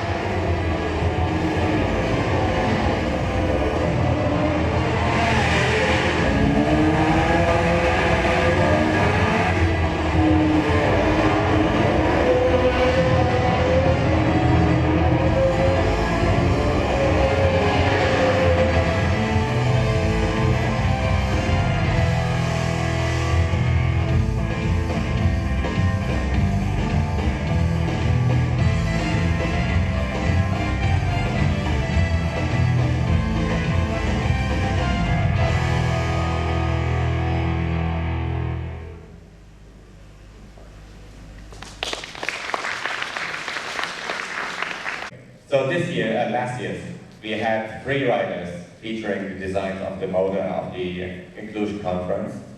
So as you can see, all 3 bikes differently designed, the same with the helmets. And it's a great concept though that even the Macau government picked up and said, we like that idea because it's a legacy. It gives sustainability and it's something about Macau. So in the latest update or renovation of the Macau Grand Prix Museum, we now get our own section within the museum and can feature the artist's design, basically the athlete's design. So in the future, when you come to Macau, you can see a bit of history of our event and our athletes in the Macau Grand Prix Museum. So the conference obviously was the Gold Masters at the beginning. It became a whole conference and we continue to do so. And there are a couple of new updates and new concepts or challenges within the event. But if you have ever had a chance to go to Macau, you're always invited. Give us a call and we will make sure that you get all the information you need and you can come and visit our conference, visit our goals, visit our artist workshop, and even the Grand Prix if you like. It's pretty easy to find out, just Google Stefan Macau and you will find all the details you need. This year's conference, again, will happen from 20 to 25th of April, and I'm glad that Dr. Kalikai and Dr. Bonan, they're going to join us, and we're going to have some amazing speakers. One of them is Dr. René. He's a specialist on autism, obviously. Then we have Anthony Yang, a former NBA player who has autism, and he will come to talk about his inspiring story being the first autism basketball player, professional basketball player at Michigan State University. We have a doctor from Hong Kong, Ms. Aria Pingling Lee, and Dr. Robert A. Nassif. Dr. Bonan, you probably know him, and Dr. Stephen Shaw. You've probably heard about them. They're among all these others. I think we have about 23 or 24 speakers confirmed. Probably more to come. I'm not sure how we can actually accommodate them all, but we find a way usually. And if you want to know more about us, simple. On the World Wide Web, you'll find us under Macau and event.com. Facebook, pretty easy, just include Macau. Instagram is the Macau conference, and as I said, if you want to find anything out, usually the easiest way is just Google Stefan Macau, you'll find all the information you need. Thank you very much. The morning said, we need to love them. And in all these conferences, remember, the tournament and the conference is all about persons with intellectual disability. Hundreds of them around. Stefan portrays that love, exhibits that love in a very big way. In such a big way that they are all the VIPs. People get up when the persons with disability enter that room. They are made to sit in the front. He does not have a conference without the persons with disabilities speaking. At the gala dinner on year on year on year, at the end of the gala dinner, do you know what happens? All persons with disability, the athletes, they run to the stage, they fall on him, and they pick him up and lift him on their shoulders. They lift Stefan up on their shoulders. Year on year. And he always sheds a tear. He always sheds. So that's the way we need to give back. It's good to write notes, good to make speeches, good to talk about it to people, good to pray. Action. And that's where action is. And that's why it's here today. Thank you. We're going to give you a 5-minute break to just ease your legs around because we have an honored speaker today, Dr. Maitri Chand, who's going to be taken on, followed by a 2-minute talk each by youth leaders from Nepal, from UK, from USA, from India. So a 5-minute break, just move your legs around and back. The field that we have around, I always say it's good to give the field a playing field, just and give it a go.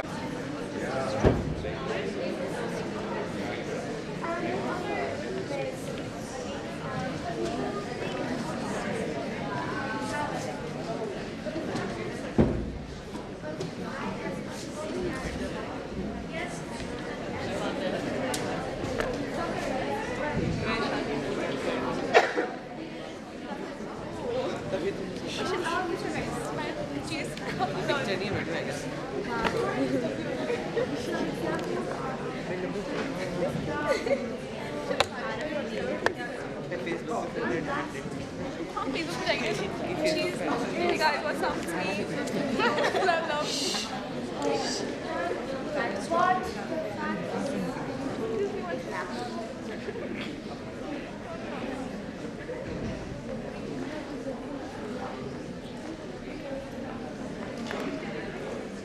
all of you to please come back and be seated to the conference.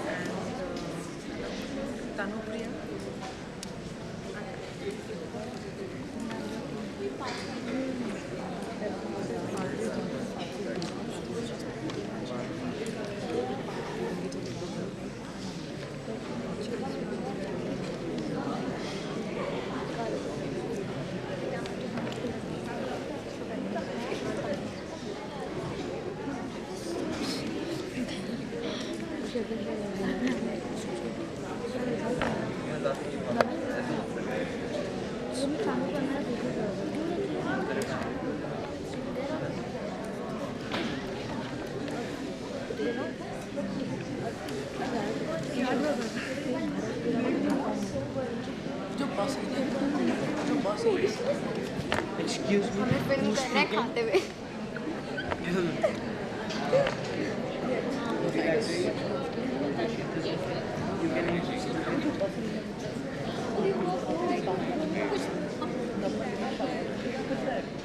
I don't know, digital too.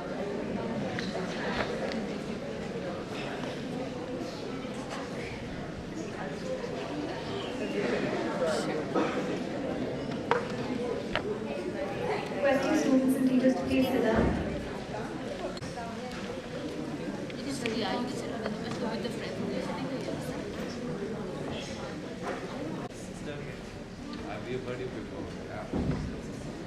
Our next speaker, Dr. Maitri Chan, is a systemic family therapist with a focus on helping individuals, couples, and families find balance in the way they connect with each other. She has a master's degree from the University of Houston, Clear Lake, and a doctorate from the Florida State University. While in the US, she held various positions at prestigious institutions such as the Department Children's Center in Houston and at the Children's Home accolades along the way, the most recent of which is the Exceptional Women of Excellence Award in New Delhi. Upon her return in India, she established healing relationships offering therapy, mentorship, and workshops to clients and other therapists. I would request ma'am please come up on stage and share a few words. Council to please escort ma'am. Good afternoon. I think the universe unfolds in really interesting ways. So the academic follows the speaker who was bored in school. And thank you, Stefan, innovation. We don't see that in academia very much, so thank you. All right, so today, first of all, I would like to thank both Mr. and Mrs. Saini for inviting me to speak here today. This is issues of diversity, issues of inclusion, awareness, support, supportive structures. These are important to me. These are very close to my heart for more ways than one. 2 years ago, I adopted a little baby girl, and she is dark-skinned. She's very dusky. As all of us know, that is a very big thing, very big deal in North India. Not only is she dusky, but she has a nevus on her face. That's a birthmark. So understanding, compassion, just warmth, love.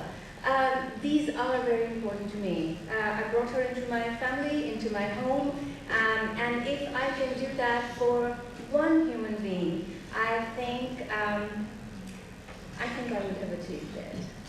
So today's talk is about understanding autism. It just so happens that understanding is the foundation, and not acceptance so much, just understanding is the foundation of our compassion. So there are three primary features that are associated with this condition. Autism being part of the larger spectrum, which is the Autism Spectrum Disorders. So you have difficulty or deficits in social communication and interactions. There's restricted either behavior, interests, and or activities, or a repetition in all of these. There are associated physical characteristics as well. These are very, very minute, but we'll talk about them because it makes for an interesting observation. if you can observe. I'll talk about these three a little more in detail shortly, but let's start with the associated behaviors which are broadly on the spectrum. So things like language development or language use, there will be little oddities there. Their trajectories will be a little different. We heard about the typical, atypical, oh, I want my kid to be normal, whatever that is. This kind of deviates from that. Intellectual disability, differently abled. This gets very focused on because we do not focus enough on what a person can do. Instead, the focus gets to be identification of problem, solution finding for problem, not enhancement of non-problematic issues. Irritability, so lots of aggression, temper tantrums, self-injuries, and difficult transitional moments. Do we know what transitional moments are? Yes, no, I don't know. We do? Okay. So, most often, because I also have a 2-year-old at home, I'm very familiar with transitional moments. Most often we see them in little children. Well, if we have to take our clothes off because it's bathing time, we don't want to take our clothes off. It requires a change. Now once we're in the bathtub, we're having a great time in the bath, now we don't want to come out because that requires a change as well. So moving from classroom A to classroom B, for example, these get to things that are taken for granted many times. These are difficult.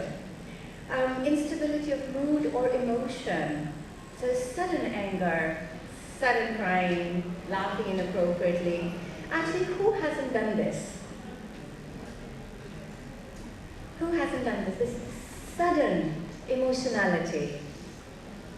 Yeah, not one hand went up because I've done it. Actually, I've done it twice over. Yeah, many, many times. And we surprise ourselves as well because we can't understand where it came from. So, in the larger scheme of things, this isn't so odd. Because if you look back, we've all had some or the other difficulty or challenge in any of these symptoms. Okay? Who hasn't gotten hyperactive? Yeah.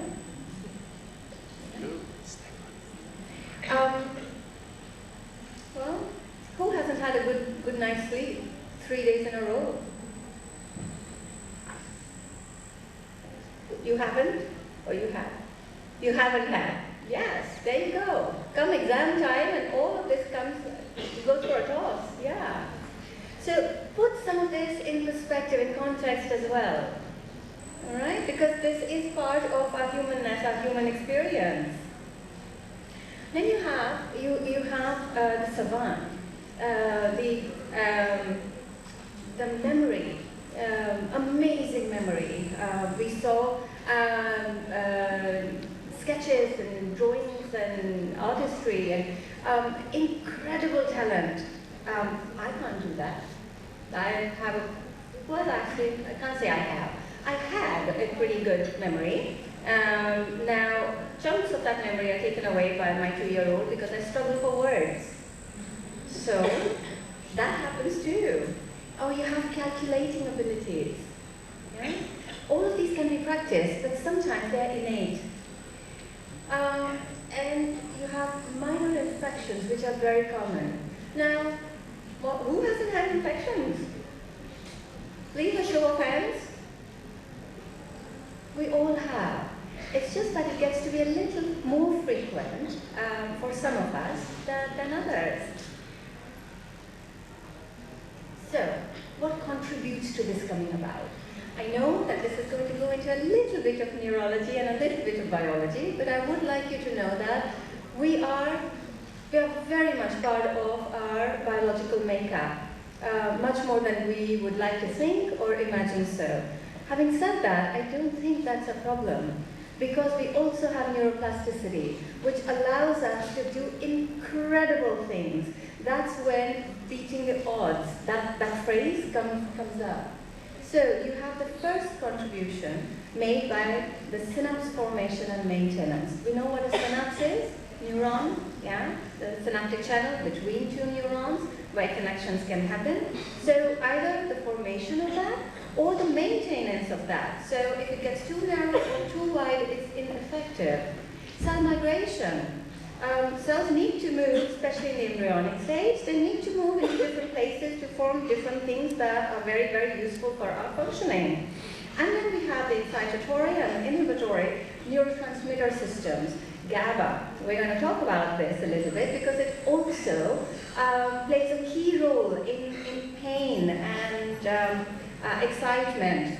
So when we are very thrilled and when we are very excited and we want to do like a little jiggy dance and we want to say yay, and there's a voice in your head that comes and says, oh, be cool, be cool. That's GABA. That's a neurotransmitter. Okay? Like I said, we are a product of our biology. So the first one, synapse formation. Very quickly I'm going to cover this because these are the little minute changes that happen on a cellular level that give rise to other things that manifest maybe in big ways or not so big ways, but they do manifest. So RNA, ribonucleic acid, cannot make its way out of the nucleus without a chaperone, which is the messenger RNA. So the messenger RNA comes along, takes the DNA strand, the chromosome strand, and takes it out of the nucleus so that a new cell can form. In this transportation, there is a lot of changes that can happen. For example, deletions happen, replications happen, so duplications happen, and we're talking about really minute things, you know, ATCG, AATCG, there's just one additional A right there, and things don't look the same. So the protein that regulates gene expression, how genes are expressed, the phenotypes, those chromosome structures are altered. And so it gives rise to things being where things not being where they need to be, or things are in places where other things need to be. So a large deletion, and this is newer research that we have now, large deletion is noted on the specific chromosome, which is 22q13, especially in the region of Shanks 3. This is the region that actually controls the synapse maintenance and rearrangement. So even if the two neurons are slightly misaligned, signaling protein, hey, I think somebody's looking at me. That kind of signaling. And so you look around and say, yes, somebody is. Oh, or you look around and say, oh my gosh, my brain is playing tricks on me because nobody is looking at me. So these signaling proteins, they're a little off kilter. A reduced expression, not an elimination entirely, a reduced expression of this one particular gene is associated with autism and with ASD. And this actually can be checked in the blood serum. So you have genetic testing. These are the kinds of things that we're looking for. Then you have GABA, the excitatory and the inhibitory systems. So there isn't all that much of evidence as of now, especially about the encoding. But we have a 6% evidence. Now, in the larger scheme of things, 6% is a very big deal. And so you can't rule it out entirely. And therefore, more studies need to be done. Because right now we think they're just modifying. They're not causative factors, but they're modifying factors. They have some kind of an impact, and we're trying to figure out what kind of an impact. And then there it is, GABA. That's a neurotransmitter. So some of the behaviors that we do see for kids and even adults on the spectrum, like headbanging or self-injurious behaviors, GABA plays a big role in that because GABA is an inhibitory neurotransmitter. It it gets us to experience pain differently. So this is not pain caused by an injury. This is pain caused by this is neuropathic pain. So pain disorders, sciatic pain, back pain, sciatic nerve pain. So most of the painkillers work on the GABA system. They have GABA part of it that then reduce the excitement of the nerves, because nerves can be like live wires going crisscross, and it'll just dampen that down. These receptors, the GABA especially, occur on the chromosome 15q11 through 13. So lots of chromosomes there, lots of complexity, lots of chances for any kind of change and mutation to occur. This also we have found recently. So the excitement, not just a psychological excitement, but a neurological excitement, GABA needs to be in place for that to be regulated. And if it isn't, then we don't know how to regulate it, how to manage it, how to stop it, or how to even slow it down. If it's there, it's there, there's a big yay. If it's not there, it's not there, and we have a poker face, okay? Now, some of the assessment tools, and we've talked about this earlier in the day today, these are some more, there are two more assessment tools. First of all is the genetic testing. But that's not feasible for everybody, also because it is a very expensive process and procedure. The second one is a diagnostic tool, the Autism Diagnostic Interview revised. So this instrument distinguishes autism specifically from other developmental disorders, because we'll talk about that too. What autism is not. So one is identifying it in ways that it is, and also to be able to identify what it is not. It has 93 items, and it checks for 3 areas basically. Same 3 criteria, the features that we talked about: language, interactions, and behaviors. There are 3 versions of this instrument that are available. So you have a lifetime diagnosis, you have a current diagnosis, and you also have an initial diagnosis, which is typically administered to children under 4 years of age. So you need to have a very sound diagnostician to be able to not only administer these tests, but also to understand what the results say. Okay? Autism Diagnostic Observation Schedule Generic. This is another tool that is used to make assessments. Now, the rule-outs, differential diagnosis, what this is not. So, social or pragmatic communication disorder. Autism is not this, and what this is that there are differences in expression of language or learning of language, and so we don't paint with a very broad brushstroke. Just because there is a difficulty in understanding about social rules of communication does not automatically mean that the child, and I'm saying specifically child because typically that's the time that we get to see the family, that the child is on the spectrum. More often than not, when a child is diagnosed with a social communication disorder, what we see is that the first-degree relatives of this person tend to have a communication disorder. So genetics plays a large role. Childhood onset schizophrenia, and these were part of the concentric circles that we had seen earlier as well. So here, this is rare under age of 12, whereas in autism, it typically happens before adolescence or puberty. Here, key features are hallucinations and delusions. Intellectual capacity is intact and social skills are intact, which are not intact or may not be intact in autism. And there are no seizures. Seizures are actually very common, grand mal seizures especially, there are different kinds of seizures, are very, very common in individuals with autism. Intellectual disability with behavioral symptoms. So this is yet another diagnosis. So the verbal and non-verbal skills are impacted globally. It's not a situational thing. Oh, there's a new person around, so I'm going to keep quiet. So it's something like selective mutism. It's not like that.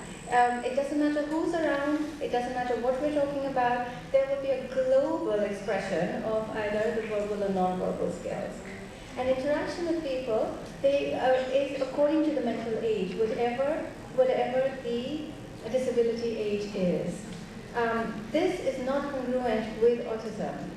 So in autism, whether there is a disability or not, it may not be that your skills are global, or then that you will only interact from a certain mental age.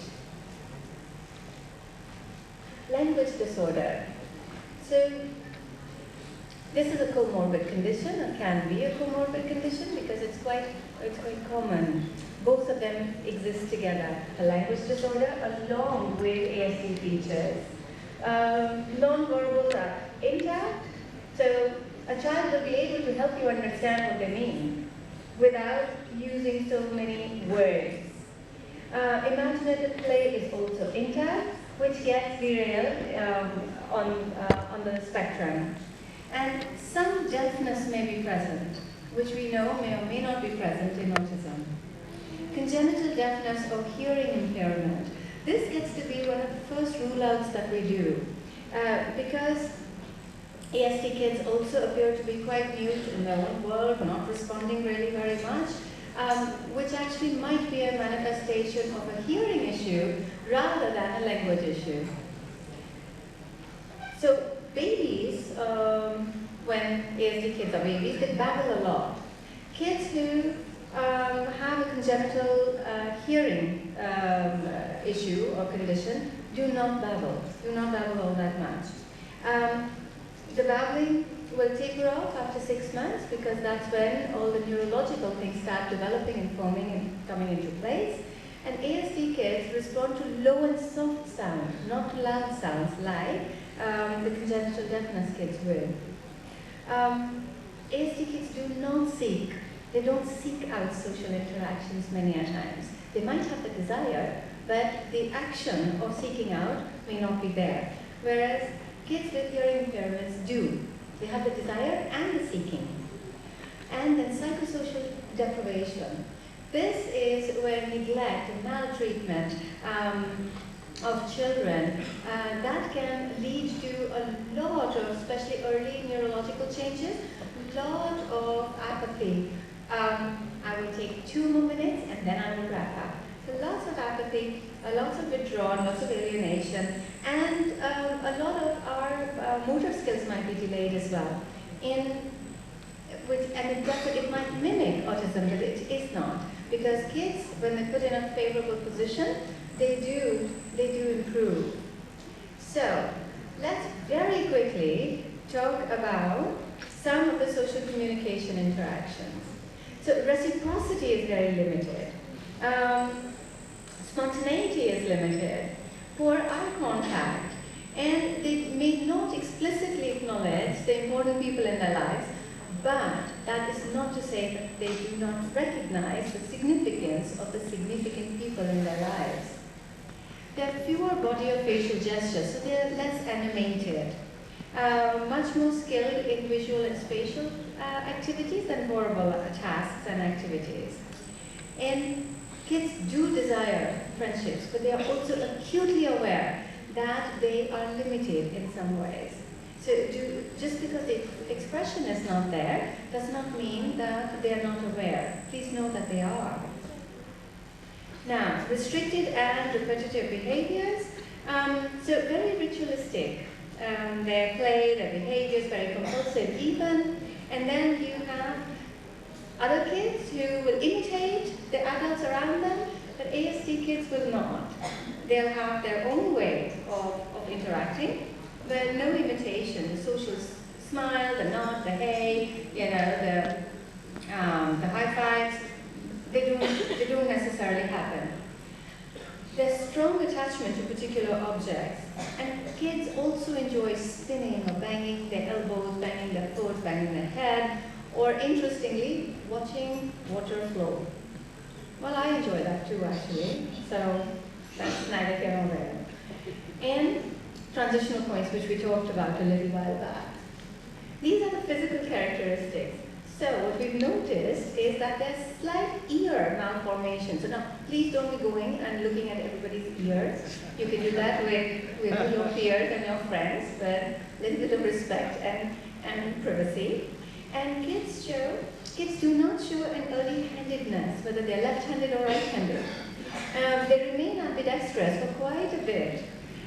Also past the age where your cerebral dominance starts getting established, they will surpass that age as well, and they'll remain ambidextrous.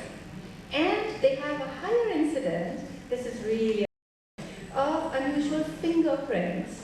So once again, you can do that with your friends, but please be a little more respectful.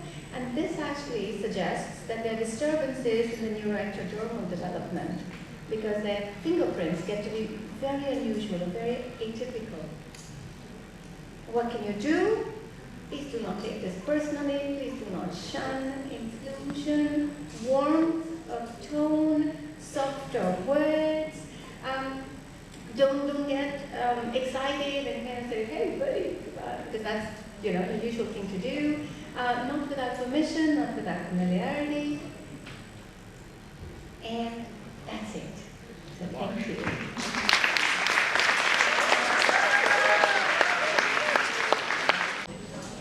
Come on, Nepal.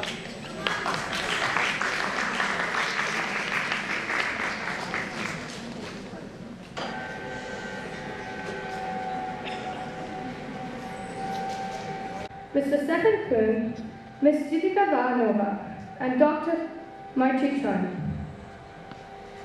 Rajashri Group Chairman, Mr. Rajesh Chaudhary, for the opportunities you have granted us. Also including all the delegations who have left their home countries to be here with us. As equally as important, all the people who are working here to make the world a better place. Thank you. Autism, the complicated spectrum disorder that has provided problems to many in the world. Some of these symptoms of autism could be behavioral issues, failure to concentrate, communication issues, and many others due to ASD being a spectrum of disorders. Autism has many different causes, and most of them are still yet to be discovered, as ASD is mystery to many. The major ones we can put into account are genetic history exposure during pregnancy, and etc. But this is only in most cases. This is why awareness about autism is required so we can have fundings for research programs. I would like to call my next friend, Samna Arya, to continue the speech, and yes, I can make a change. After has already introduced herself, I'd like to take just 5 seconds and introduce myself and plant my name into your vast brains of knowledge. Hello everyone, I'm Samna Arya. My school, Rajashri Gurukul, not an autistic school, but a school in which we aim to achieve more than just studies. Not only am I here as an individual to learn, but we are here as one to learn, as I am not an expert. So you may be asking why I'm standing here today at this very moment. I'm here to express my personal opinion and views on autism spectrum disorder. Personally, I take autism as a gift and not a disorder. By encouraging autistic people to attend schools, clubs, job interviews, they can realize they are just like everyone else and they are capable of accomplishing day-to-day tasks. But autistic people do have their pros and cons. Cons include learning disability, communication problems, speech delay, etc. But then there comes Albert Einstein and Steve Jobs, autistic people. What if they were told they couldn't be a scientist or a businessman? They wouldn't have been as successful as they are today. We as a society are lacking to give opportunities to autistic people. I, having autistic friends myself, do not count them as weird, but amazingly different. Some are better at extracurricular activities such as art, music, or maybe even soccer. We have to give them more opportunities. And if we don't, our world is stuck in the repetitive course of naive thinking. You may just think of me as a little girl with big words, but I am prepared to change the world today or tomorrow. And yes, I can make a change. Thank you. And I hope my lovely friends who came before me enlightened you about autism. Now, I'll be talking about myths and facts about autism. And yeah, before I continue, I'm not an expert, but I'm here to contribute as much as I can for awareing people about autism. First of all, almost all of us seated here in this room might have heard one or another myths about autism. People believe that most misconceptions about autism are real, but it's not. And I'm here to talk about some common myths about autism. So my first myth is about autism is just a brain disorder. But researchers have shown that autism is not just a brain disorder, but it has different conditions too, like epilepsy, food sensitivities, and many allergies. Some other myths are people think an autistic cannot do anything or excel at anything, but that's wrong. Yes, I understand people with autism can have some difficulties in some area, but they are gifted with many other talents. It is our misunderstanding that we think autistics can't do anything. Supporting this statement, some examples are Albert Einstein, Steve Jobs, Lewis Carroll, Bill Gates, etc. And one more myth that I'll be talking about is autism is caused by vaccination. But the reality is, autism is not caused by vaccination, but with different conditions like low birth weight, damage to fetal brain, and even genetics. And yes, and ending this speech, I want to call my friend Anna Surikagawal, and I also want to tell you guys that yes, I can make a change. Autistics really reach their end? No hope left? Is it really the end of autistics? In this warm weather, a cold good morning to all, so that all of you can chill out a bit. A salute by Arna Sarika Agarwal to those who are actually listening to the speeches given by my friends. My gratitude. Most of the people take autism as if it's only another word in the dictionary. Back in my home country, home to Mount Everest, there are almost 3,000 people with autism aligned with us, or maybe even more cases hiding themselves from the acceptable world that we are now. Not their mistake that we were so ignorant towards them, all the biased people. No, I would like to use the term 90% of the world. We humans tend to make aliens out of our own, and well, autistics are the same. Just like people say, it's not that there were less autistics in the past, but it's like we have started to understand people in our society as same and not as people who have actually disorders. And well, autistics, just like any other developing country in this world of mortals, Nepal has shown an act of humanity through helping the autistics unleash the world of humans that we are now. What was the most wrong thing that we thought about autistics was that autistics cannot do anything without us humans, normal humans, so-called normal humans. Well, here comes the truth. This world is doomed without autism. Saying this much, I would like to end this speech. And at last, I would like to say, I can make a change. To see our younger generation so aware and inclusive, I think that's the start that we all needed. So inviting our very own students from Scottish High now, Anshita Gaur and Kausanyadhar, to share their experiences as well. School is an institution of education which prepares us for the real world with ease. It not just educates us academically, but also makes us a better human. Our school is one such beautiful place. And today, I would like to take you all to the most beautiful place of our school, Phase 1, first floor. The entire corridor has such a warm and welcoming vibe.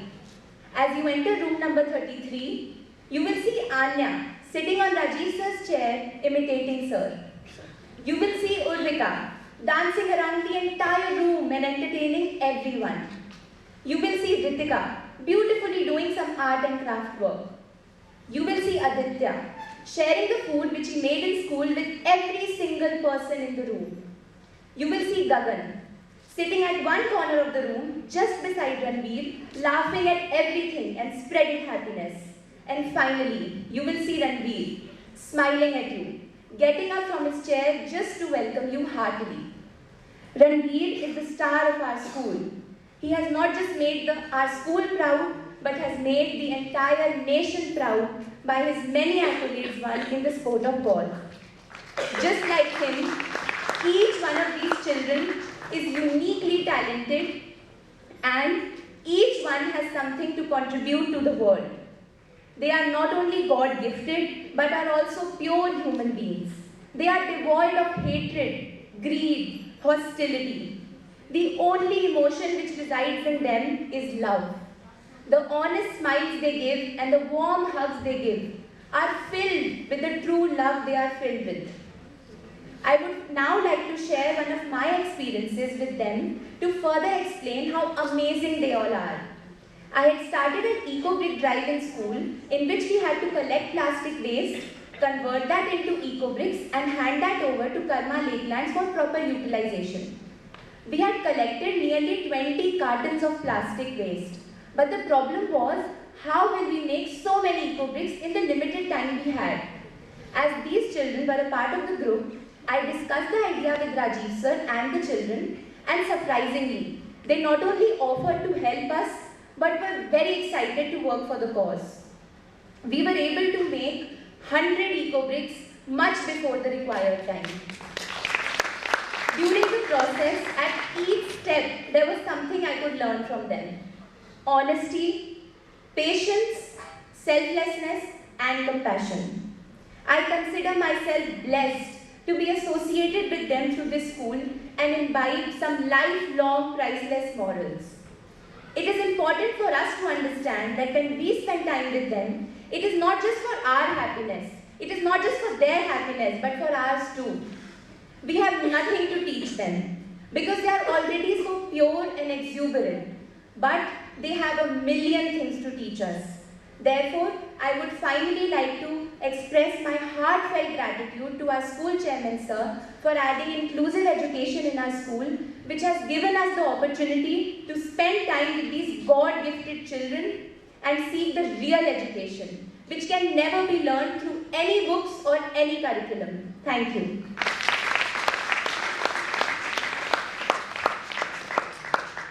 My life changed.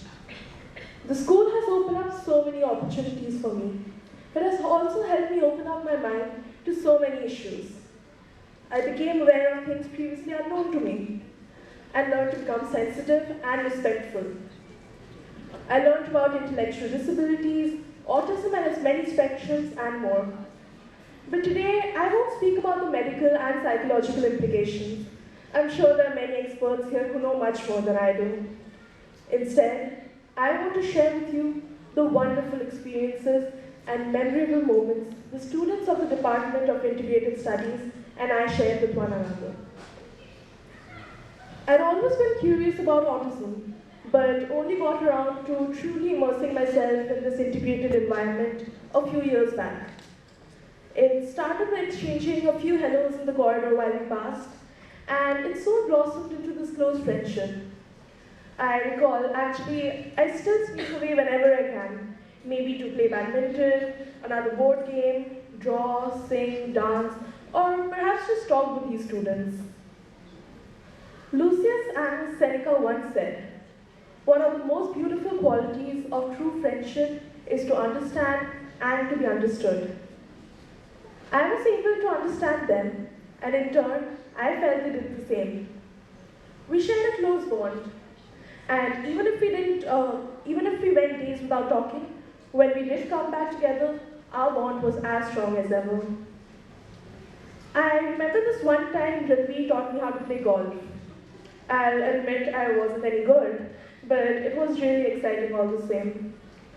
Then there have been numerous times where Gagan and I simply chatted about our lives. And it's honestly so interesting to know more about these children. One of my best moments with Ranveer, Urvika, Ritika, Aditya, and all the others was when we did baking together. That was one time we really got to know each other, and enjoy together. Other than that, there have been times where we've danced and laughed together at parties. In fact, we all danced together for the Teachers' Day celebration a few months back. Then there was this time we went bowling, and there's been so many other experiences that I've truly cherished. Honestly, I've truly cherished every moment, and I'm so thankful. Thankful to have been part of this journey, to learn, to contribute, and help in every way possible. I want to thank the friends I made, Ranveer, Gagan, Anya, Ritika, Urvika, and everyone else. You've really inspired me and given me the best moments I could ever ask for. And for that, I'm so grateful. Thank you. Continue with the topic. One is the media, the whole lot of media About the takeaways from this conference? The conference takeaways, it's hard to put it all in a couple of sentences. For me, it's important that I go to any place I go in the world. I'm gonna take something from it. Most of the time, it's just meeting people that just make me appreciating my own life, of course.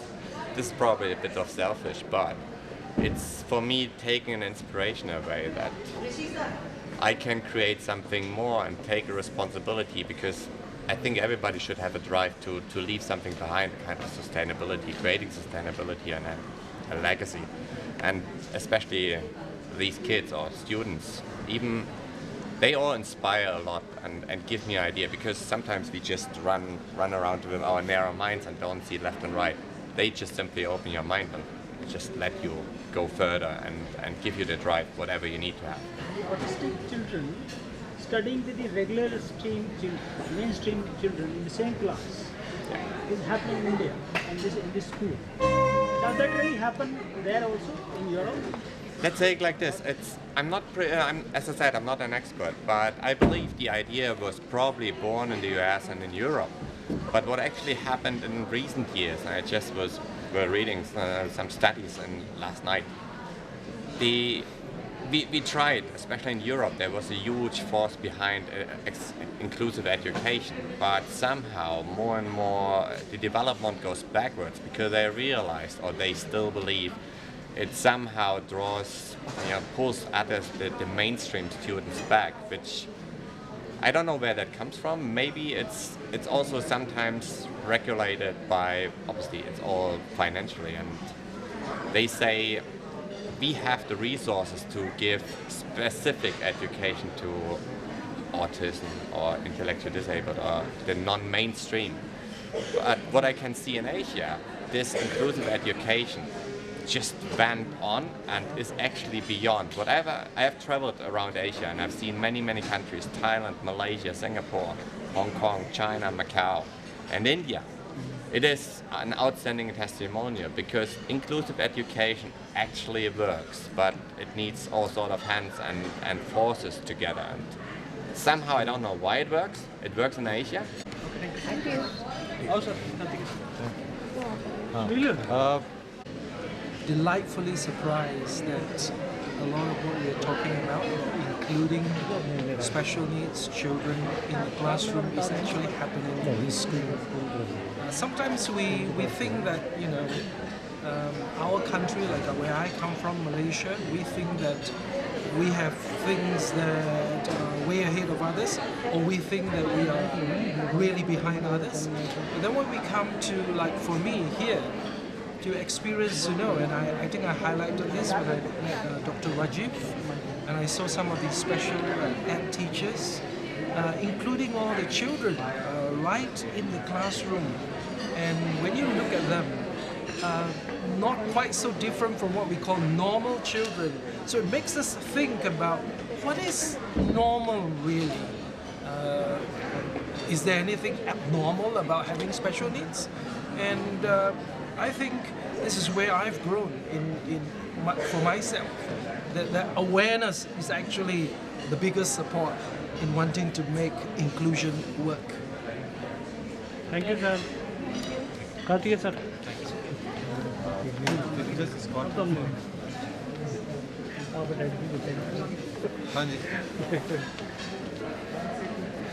गौरव पीछे हो जाओ भाई। Role sir, आज international autism conference का आयोजन किया गया है, क्या इसका उद्देश्य है और किस किस कंट्री से इसमें पार्टिसिपेट करने की तरफ? तो स्कॉटिश हाई इंटरनेशनल स्कूल ने ये एक ईयरली कॉन्फ्रेंस है, तो इस साल हमने सोचा था कि हम इसको एक ऐसा लेवल देंगे जिसमें कि ट्रू लर्निंग, ट्रू शेयरिंग होएगी। तो ये इंटरनेशनल कॉन्फ्रेंस जो है इसमें यूएसए, मलेशिया, चेक Republic, Germany, Great Britain, Nepal, इन सब से डेलीगेट्स आए हैं। हमारे पास करीब 200-250 डेलीगेट्स हैं जो कि बहुत स्कूलों से हैं, फरीदाबाद से हैं, नोएडा से हैं, दिल्ली से हैं, गुड़गांव से हैं, चंडीगढ़ से हैं और इन सब कंट्रीज़ से हैं। स्पेशल एजुकेटर्स हैं, टीचर्स हैं, पेरेंट्स हैं। और सबसे बड़ी बात इस कॉन्फ्रेंस की है कि नॉर्मली एक ऑटिज़म की कॉन्फ्रेंस या डिसेबिलिटी की कॉन्फ्रेंस डिसेबिलिटी के लोगों के बिना होती है।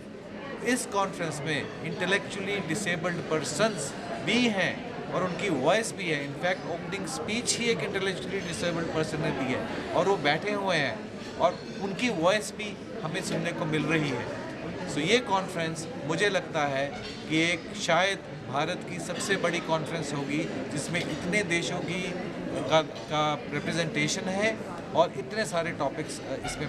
सर, किन किन मुद्दों पर खासकर इसमें किन टॉपिक्स पर विचार किया गया है? इस कॉन्फ्रेंस में ज़्यादातर मेडिकल लैंग्वेज, टेक्नोलॉजिकल लैंग्वेज नहीं यूज़ की गई है। इसमें हमने मुद्दे लिए हैं प्रैक्टिकल इश्यूज, पेरेंट्स को बच्चे कैसे हैंडल करेंगे, बच्चों को कैसे पढ़ाना है, बच्चों को बढ़ाना कैसे है, अवेयरनेस कैसे रखनी है, सिम्टम्स कैसे देखने हैं, पहचानना कैसे है, उसके बाद उसमें इंटरवेंशन कैसे करनी है।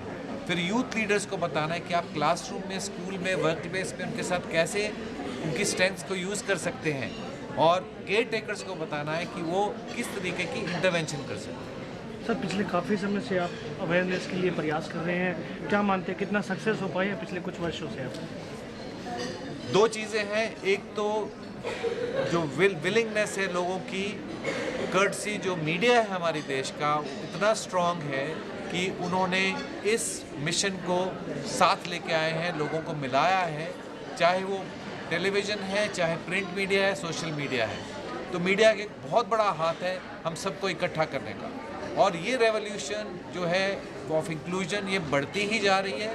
मैंने पिछले करीब 10-15 सालों में देखा है कि जहाँ पे लोग पहचानते भी नहीं थे इंटेलेक्चुअली डिसेबल्ड लोगों को और उन पर रादर हंसते थे, आज वो उनके कॉलीग्स बन गए हैं और उनके साथ जाते हैं, उनके साथ बैठते हैं, उनको नौकरियाँ देते हैं। आगे भी प्रयास जारी रहेगा सर? बिल्कुल प्रयास रहेगा, जब तक जान है जब तक रहेगा। Thank you sir. Thank you.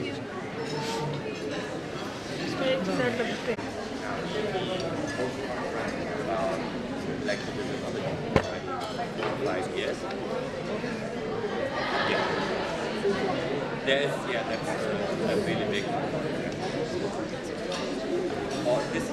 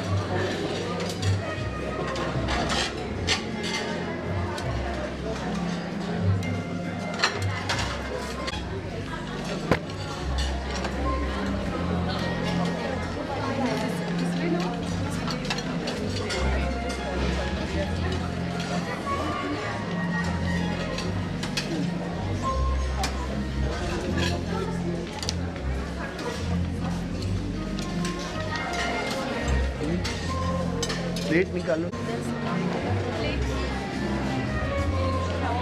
I think do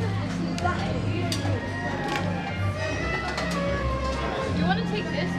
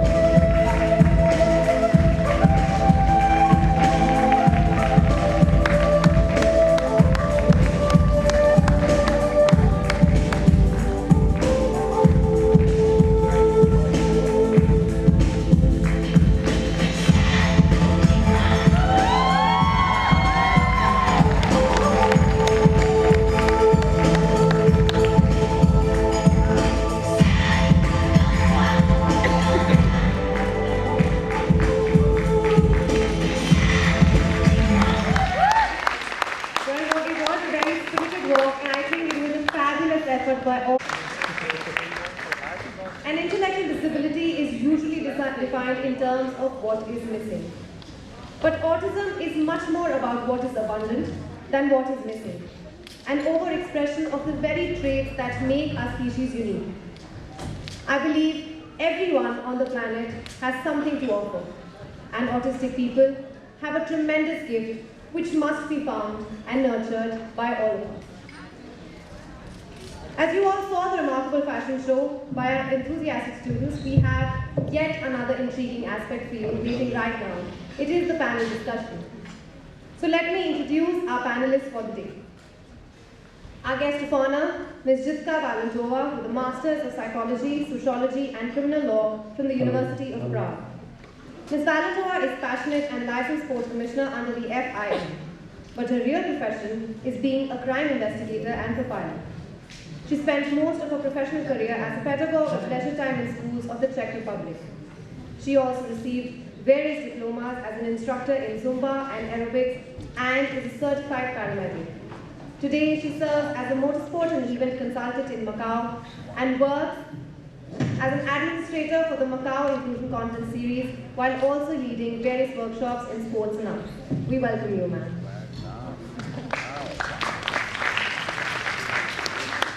Our next panelist is Dr. Kalpana Shekharat, graduated from the SMS Medical School, Jaipur, and has done her MD in clinical nutrition from Texas, USA. She has undergone biohormone replacement therapy training from American Academy of Anti-Aging Medicine. She has been practicing family medicine for 10 years after working as a DMD resident in Delhi. She started her practice as a functional medicine practitioner. She has an extensive experience of managing more than 1,000 patients in a short span of time, treating and reversing metabolical disorders like autism, neurological disorders, cardiovascular diseases, and much more. Our next panelist is our very own Dr. Rajiv Mishra, the Dean of Integrated Studies of Group Tech Educational India, Scottish High International School. He's a well-known name in the field of special education. He has mentored hundreds of patients, students, and adults in the last few years. He has been working since the inception of the school as the commissioning crew of the school. He oversees special education, occupational therapy, speech therapy, sensory therapy, motor training, integrated studies, individual educational programs, psychometric testing, progressive charting, and so much more. Of all the students in the school who are of special needs. He also works as a consultant for various prestigious hospitals, overseeing the preparation of students for National Indian Open School Program, the NIOS, for helping the special needs children veer into higher qualifications for better jobs in the society. We welcome you, sir. Next, we have Mr. Swaminathan, the parent of the budding artist of the 15-year-old Adi Swaminathan, who has intellectual disability. A banker by profession, he shifted his focus to autism and is well-read in the subject. He recently embarked on a 2-year sabbatical for Adi's 10th year board exams for NIOS, a stepping stone to his son's higher artistic pursuits. He is active on social media and in parent support groups. I would also like to invite Dr. Binhoff, Stefan Cohen, Ms. Dr. Maitri Chand to join us as panelists and our very own Dr. Commander Karthik Seni to moderate the discussion. Please, all of you, if you may please proceed to the stage. Now that when they go for conferences like this, there is so much of technology, medicine, so much of complicated terminology that by the end of the first or the second hour, you are just saturated. You just cannot absorb that any longer. But this one, they said, there's a difference. That you have people talking, sharing. When Stefan was talking, or when Dr. Hoff was talking, or when Dr. Maitri was talking, you didn't know when the time went by. And we lost out on a few minutes, but I asked them, why did you not play that little piano you were supposed to play 5 minutes before they finished? They said, we just forgot. They just forgot. So here we are. I'm going to begin with a quick question to Lim. Lim, the media asked you, and I ask you again for the sake of our audience, what is the difference which you find, what you have seen here or heard about here in India different from in the Asia Pacific or Malaysia or Malacca?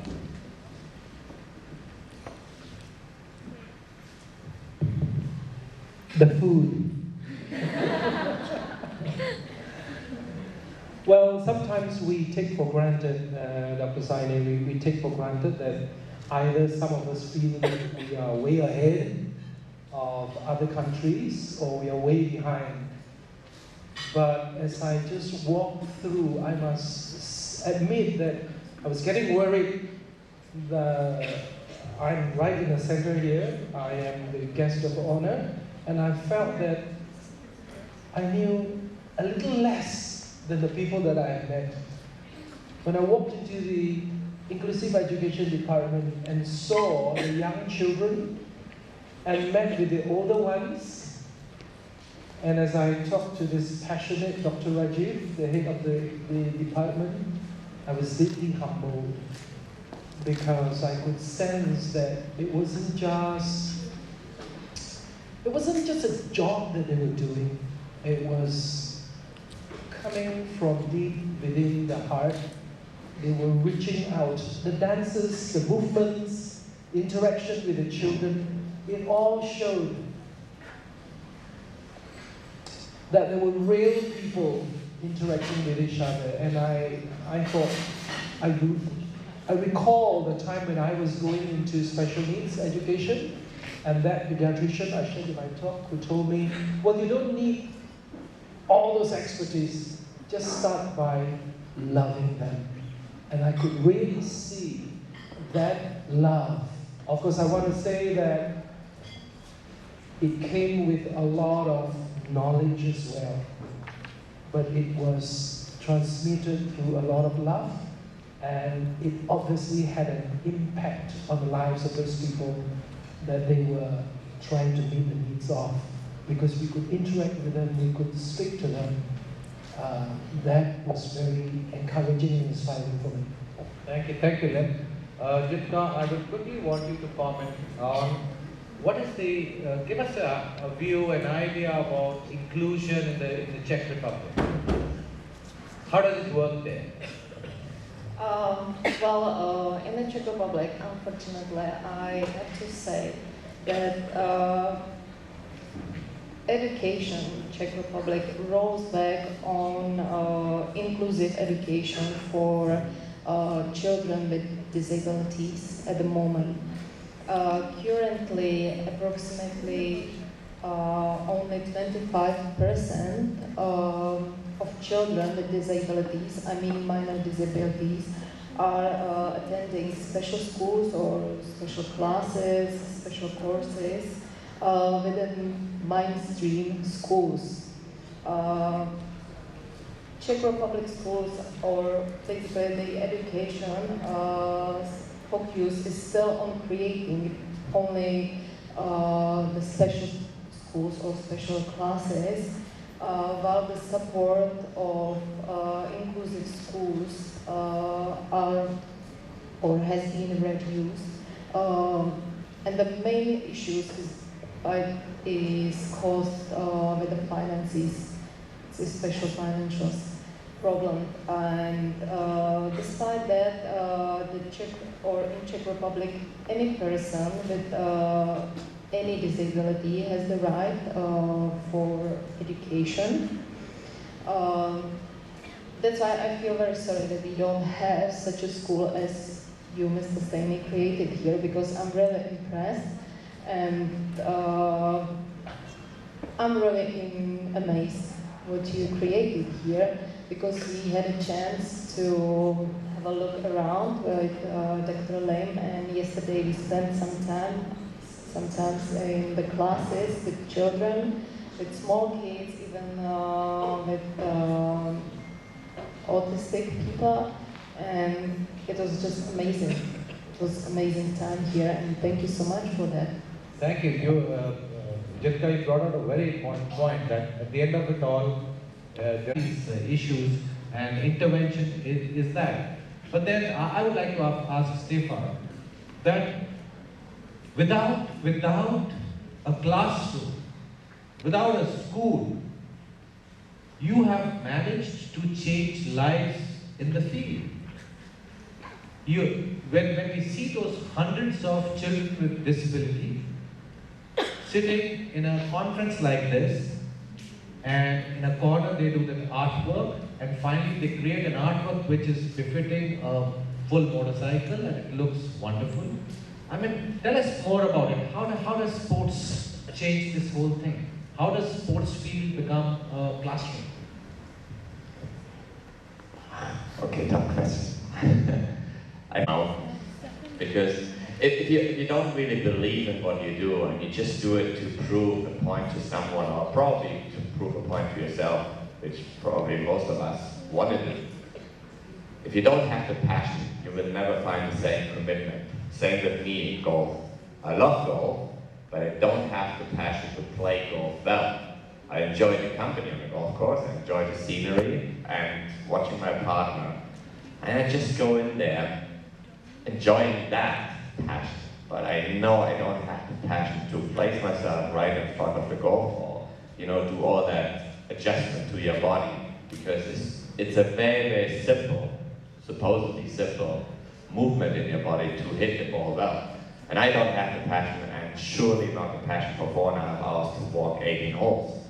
But I have the passion to see other people expressing themselves, enjoying themselves. And I think sport is something very, very easy, because at the end, people ask me why I use sport and art. I think it's a perfect tool of communicating with each other. And then talking about communication, the normal mainstream, especially in Europe and Asia, I haven't witnessed it that much. But when people talk to each other, or people supposedly express or go on stage and talk, they always feel shy. So then I said, okay, so who is actually shy? Are these people with challenges, disabilities, autism, or is it us? Mostly it's us. So when we talk about inclusion, inclusion means we supposedly include an intellectually disabled in our world. I sometimes feel, why don't we do it the other way around? Because that's also inclusion. So we should open and actually try to understand them, because that's the way they understand us. Because having that interaction is very hard to do. But with art and sport you can do, because each one of us is somehow competitive. In sport, you're competing. And whether it's intellectual disability, or let's call it an IQ, it doesn't mean that if you have a lower or higher IQ that you're good or bad in sport. It's just passion. If somebody has the passion to train every day, he will achieve something. We have seen it, for instance, a very good example is Randy, because I've seen him personally 8 years ago, and seeing the process. Randy, for instance, when he came first time to Macau, he would not look at me. He would not say a single word to me, except his father asked him to say hello. And then he said hello. And I think 2 or 3 years ago, there was a moment when he came to me. He came by himself. He said, hello, Stefan. Nice to meet you, nice to see you again. And he looked in my eyes, and he never did that before. And I've seen him regularly. And I've seen that not only with rugby, I've seen that with so many kids. And I got messages back from the athletes, from the coaches. Said, Stefan, I'm not sure what really happens in Macau, but it's for them an event that stays in their mind. And I've never seen my son or my daughter being so emotionally free. And I was not even able, or didn't even want to continue to control my kid. I just let him go because he was among people of the mainstream. I mean, we have involved CEOs, so-called celebrities, teachers, professionals, parents, coaches. Everybody is there, and they just enjoy themselves. And we just try to create a platform that takes all the pressure off. And I think the same what does art. If you try to speak sometimes to a person with challenges, he might not open up to you and start talking, but why don't you take just a pen and a sheet of paper and draw something? And because I might not be a good artist, but he might be. And at the end, it's not about how beautiful they are, because beauty is in each other's eye and perspective. So you have a different kind of beauty than I am. But by drawing, because at the end you express yourself. And I think art is perfect weather, and so is sport. I think that's well said. Art and sport are probably natural interventions. What do you look for in an intervention? You look for sensory stimulation, you look for communication, you look for speech, you look for socialization by way of speech therapy. You speak of communication. So you have seen people develop over the years by pure sport, art, competition, and so on. So somebody told me that Dr. Maitri's presentation today has brought people closest to understanding what autism is all about, what the spectrum is all about. And Dr. Maitri, you talked about certain tools where you said that it tells you where you are, it tells you what you can and cannot do, and then you leave it to the person who's intervening to decide how to hone those skills. So can you tell us a little more about these tools, and for the educators here, to the caretakers, how do we reach out to those tools? Are they readily available, or are they only in the US? Is there something in India?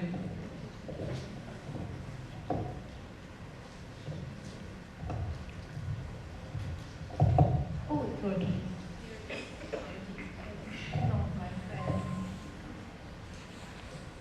Sorry, what you couldn't hear was me mumbling, saying technology is not my friend. Some of the instruments, the two instruments that I talked about, are currently, what I know is that they are not available in India. You can purchase them from the US. But that's one side to it. The other is that just because you can purchase them, many a times these instruments will not be sold to you for copyright issues, and also if you're not trained as a diagnostician, then you have to send in your qualifications. I'm basically talking about APA, and then they send you the instrument to use. Because if it is not used appropriately, it can give a lot of misinformation, which then, as we know, impacts lives. So as far as I know, you can purchase them from APA. APA is only one of the sources that I know that carries these two instruments. There might be more. However, you have to be qualified to be able to purchase. Thank you for saying that. So one needs to look out for them and probably route it to a professional. Great professional. Okay, great. So tool is diagnostics, right? But somebody who doesn't have a tool here is an educator, a teacher, a caretaker, a parent, or a relative. And you need to see something, locate something. So Rajiv, and before I come to Kalpana, I will ask you this question. How do I, as a teacher, or a friend or a relative, figure out what are the kind of symptoms I need to see to say, listen, I need to use a professional or an assessment tool to diagnose where I am? Somebody said, if there is, Dr. Hawk, I think, that if there is a symptom which stays for more than 6 months, is a disorder, right? So we need to know what are those symptoms in a classroom, in a family. Hello. So the autism spectrum symptoms you can see from the 12 months, when the child is 12 months old. Okay, you notice the speech and language, the babbling not falling in place, little eye contact with the parents, So those symptoms start showing up, and And as it was earlier told, the early intervention, early detection and early intervention is very important. So as parents, when you see that something is not falling in place and you have some idea about the developmental milestones, then you can consult your developmental pediatrician or a psychiatrist or a neurologist or a psychologist. These are the people you need to be in touch with to see, to seek help initially. And then they pass it on to those other professionals who will be doing the assessments and giving some recommendations and suggestions to the parents. As far as school is concerned, you will see the imitation skills, that develops very early in children. By 2.5 years old, you will see the small children in the pre-nursery school, they are imitating exactly what the teacher is doing. But when they are just entered into the school, you will see, out of 20, maybe 2 of them are able to imitate and rest of them are just standing straight, But in 6 months of time, they learn how to imitate. So imitation skills is very much important. That is something that the teacher can see is the child able to imitate. Also the speech and language, how the movement is the language developing well? Is the child able to understand what the class teacher is saying? If you see some discrepancies, you need to not wait for something wait for 6 months, 8 months, which usually people do. Don't wait for anything. You need to consult a specialist in this thing, And if you see some of the like flapping of hands happening, or some sensory issues like the child not being able to tolerate certain sounds, or any the gross motor movement, anything that you find is something is not in place, which the other children have it, then it's good to consult to a person and to the specialist, and they will guide the child at the right direction. So early detection is very important, and early intervention is very important. Maximum development that happens in a child is till the age of 5 years. It continues because of the plasticity of the brain. But as far as language is concerned, 2 to 4 years is very crucial.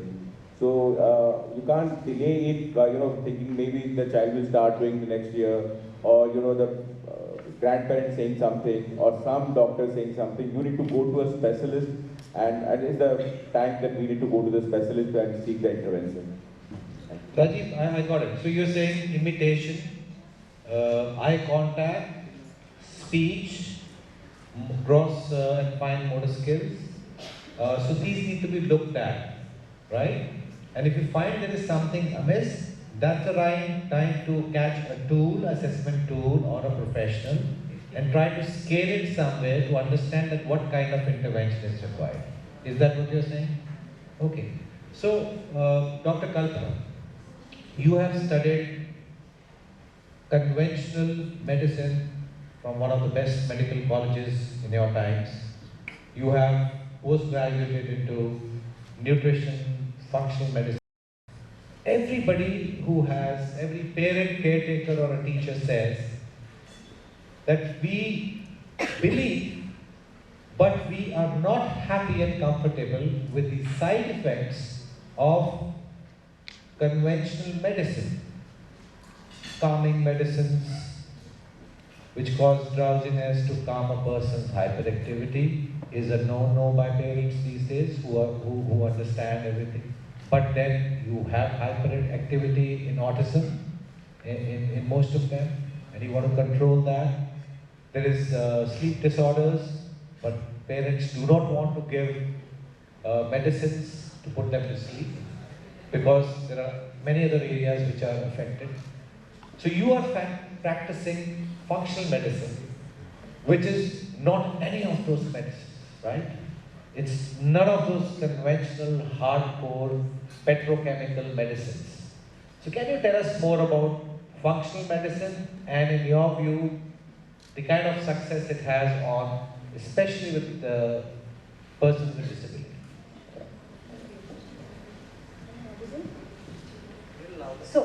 So functional medicine, like you rightly said, that is 180-degree opposite of conventional medicine, where we are only looking at masking of these symptoms, which is what functional medicine does not do. It will look at the underlying causes, the root causes of the problems. So say I'll give you the example of autism only, since we are talking, because it does have a large spectrum of all sorts of chronic lifestyle diseases that we address. under this medicine. So if we look at autism, it has some underlying causes, and most of the conventional doctors, they would prescribe a medication, an antipsychotic medication or something to deal with insomnia or aggression or agitation which these children have. But we would look at the underlying causes such as heavy metal load, which is very common in these children, food intolerances, gut microbiome, that is the healthy flora in the gut, the food which they are eating, whether it is well taken by their system or not. Apart from that, the nutrient deficiencies, which is very common, and latent infections such as parasites, bacteria, viruses, fungus. These often go unnoticed in the conventional practice. We have specialized testings which are done in the US, not in India so far, unfortunately. So we are sending samples of these children to the US and some other countries, and we are getting to know the latent causes which are hidden and which are not known to any of the practitioners or the parents. And once we address them, so the symptoms which we are looking to address with the help of the antipsychotic or the other medications are not required. Therefore, we are completely avoiding the side effects of these medicines and yet keeping the child comfortable. So this is functional medicine. So it's about addressing the root cause and not just looking at the symptoms. Dr. Kalpana, if you remember, who owned a hospital, a big hospital in this country, okay? So in a recent conference of functional medicine, he was the chair of the conference, he said, the happiest day in my life was when I sold that hospital. Because he said, conventional medicine is all about not just masking system, trying to cure the people through surgical operations, because you've got to survive a business model, through conventional medicine, so that you immediately kill the problem, only to resurface again. And he's now, he's from the US, settled in the US, one of the largest functional medicine practitioners. So, I want to know, are you trying to tell me that let's say there's a person with autism, all right? Dr. Maitri says it could be genetic. People say, theory says it could be environmental. It could be during complications at birth, something to do with neurology. Are you saying that heavy metal chelation, gut inflammation, and things like that can be reversed? And if yes, how? Yes, so we have a way of dealing with. First of all, I'd like to mention that it's not one size fits all as far as the symptoms or the causes underlying are concerned. So we can't say that the cause could be 100% genetic or could be 100% only related to heavy metals or could be related to gut. But different children have shown different underlying causes behind their symptoms.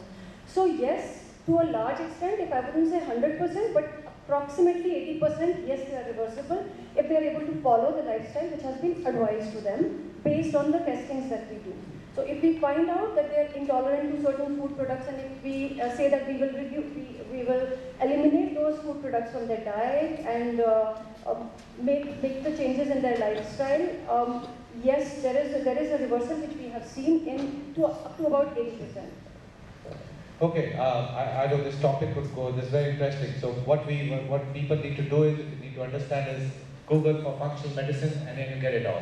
Is that right? And are there functional medicine practitioners all over the world? So in the US, there are lots of functional medicine practitioners. That's where I did my qualification from. But in India, we have only 15 to 20 of them now. That's it? That's it.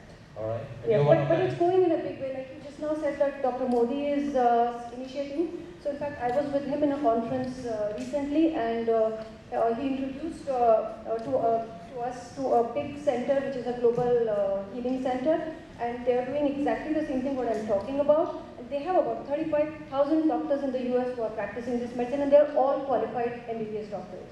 Okay, great. Who have shifted. So probably functional medicine is the way forward for conventional doctors, right? Mr. Swaminathan, now you're a parent, two parents sitting on either end of this expert panel. Yeah? I'm confused. I'm sure you are too. There's a functional medicine doctor who says you can kind of reverse it, but it's not one fit all. There is a person who says, Dr. Matthew says it's kind of genetic, possibly so far. Rajiv says, I can't reverse it, but I can manage it with intervention, right? Dr. Hawk says that love, love, love. That's what every pediatrician tells him. Jitka says you have the same problems what I have in the Czech Republic. Stefan says, listen, forget about everything, get them to the field, get them to sport, get them to art, and things will work. What would you do as a parent in this panel? What would you follow? First of all, I'd like to thank Codify, its management team. What I'd like to do is to listen everything and act as per my intuition for my kid. Because the reason why autism is called a spectrum is, on the one end you have someone like Greta Thunberg, who's taking Donald Trump heads on. She claims to have autism. She's been diagnosed with Asperger's. On the other end of the spectrum, you have a teenager from Bombay who's been missing from his home for the last 3 months, unable to find his way back, coupled with societal apathy. God knows what has happened to him. He's been praised in many claims. There's been a reward announced. He's still not praised. So this is the extreme end of the spectrum. Whether it's, obviously there's a genetic cause to it. Functional medicine, with due respect, is at a nascent stage. And again, like the doctor herself said, there is no one-size-fits-all formula. I go with Dr. Long and add unconditional love, not just love. Because our kids love us unconditionally. We got to love them back unconditionally. I see a lot of youngsters here, along with teachers and parents. To the youngsters, I have a request. Please treat them as friends, as any other Tom, Dick and Harry, any other classmates that you have, treat them with the same at par course. For the teachers, I'll just request, believe in them. Within this 10 or 12 acres, we have produced a double Olympic medalist who's just turned 18. I doubt how many double medalists, Olympic medalists are there in the world. I'm sure he's the only one. Ranveer has won gold medal, followed by a silver medal, and he's just turned 18. We also have an artist who does wall murals now. The canvas was too small for him. This happened because Adi has been here since kindergarten, so has Ranveer. This happened because we parents, the principal, earlier there was another lady, I forgot the name, and then Sudha ma'am, and their entire team, Seema ma'am, entire team, Bhattawa ma'am, head by Rajiv sir, supported by the special educators, they believed in them. Once you believe in them, once you believe in their abilities, and with due respect to the professionals, take their advice with a pinch of salt. Probably nothing is unachievable. There will be challenges. It's a lifelong disorder, but we can surely overcome that. And I'll go with Dr. Long for as unconditional love and acceptance being the recipe, irrespective of the results. That's my take. Thank you, Mr. Swaminathan. I think that was well said. So, I'm getting a signal that we need to wind this up. So I need to summarize this, yes. But there are probably, we'll just check if there are questions so that we can come back. Any questions anybody has in the audience, just shoot. It doesn't matter whether it is relevant or not, doesn't matter. Anything. MMR vaccine and the development of autism. Dr. Kalpana? It has been hypothesized, could be responsible, but it has not been established. That was a good question from a student. Anybody else? Yeah, okay. Quickly, run. I have two questions actually. The doctor here, see, you say MMR has an effect, But have you people suggested the doctors that at least we can keep a control or check on this, because at least upcoming generations should not face this problem? And second question is that there are food tests happening nowadays. So if we start this food test with at least autism children, can we take a control or check on this? So your first question about the medical community against this, and yes, the pharmaceutical industry who are developing this vaccine, they have been issued notifications to remove the heavy metals which are there in it, and the action is being taken. So I'm sure it will work out for the best. But ma'am, there are 2 doses. Yes, there are 2 doses. So if after 1 dose, parents start seeing certain symptoms, I think they should not go for second dose in that case?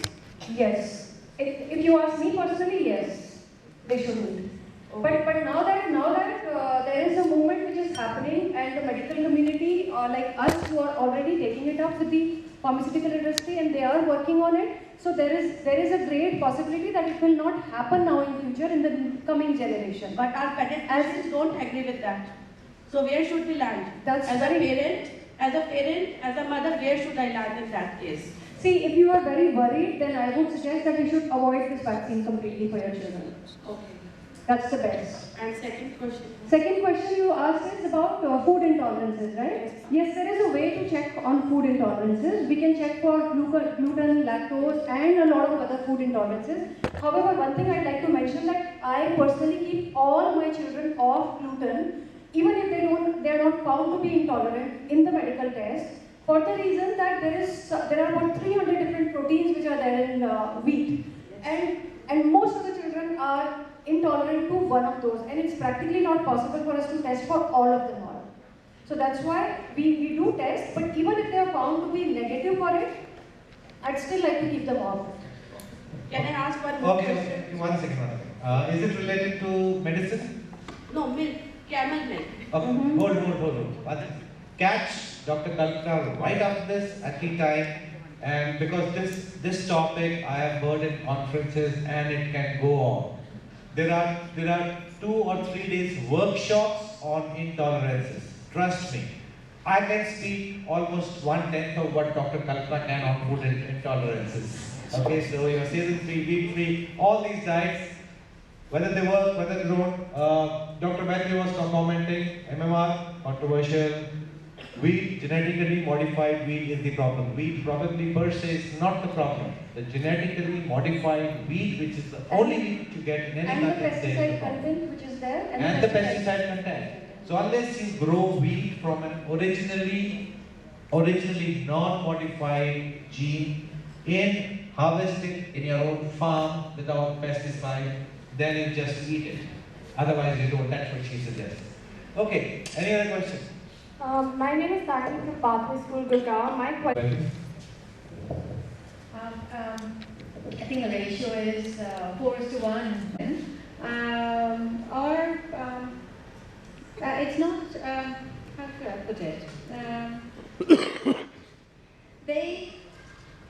They exhibit the condition differently. And so many a times it's either not all that visible, or it's not diagnosed. Also, some say that because, well, the women's genetic makeup is 2 X's, that there's a buffer in there. So it may not manifest as severely, whereby if you can get by, you do get by, and it's not caught.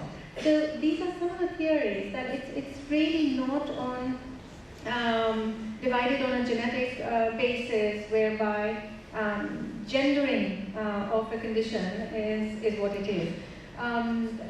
We are beginning to believe that it's a misnomer. It shows up in this ratio, but it may not exist in this ratio. Thank you, Dr. Petri, incidentally, has been a research scientist.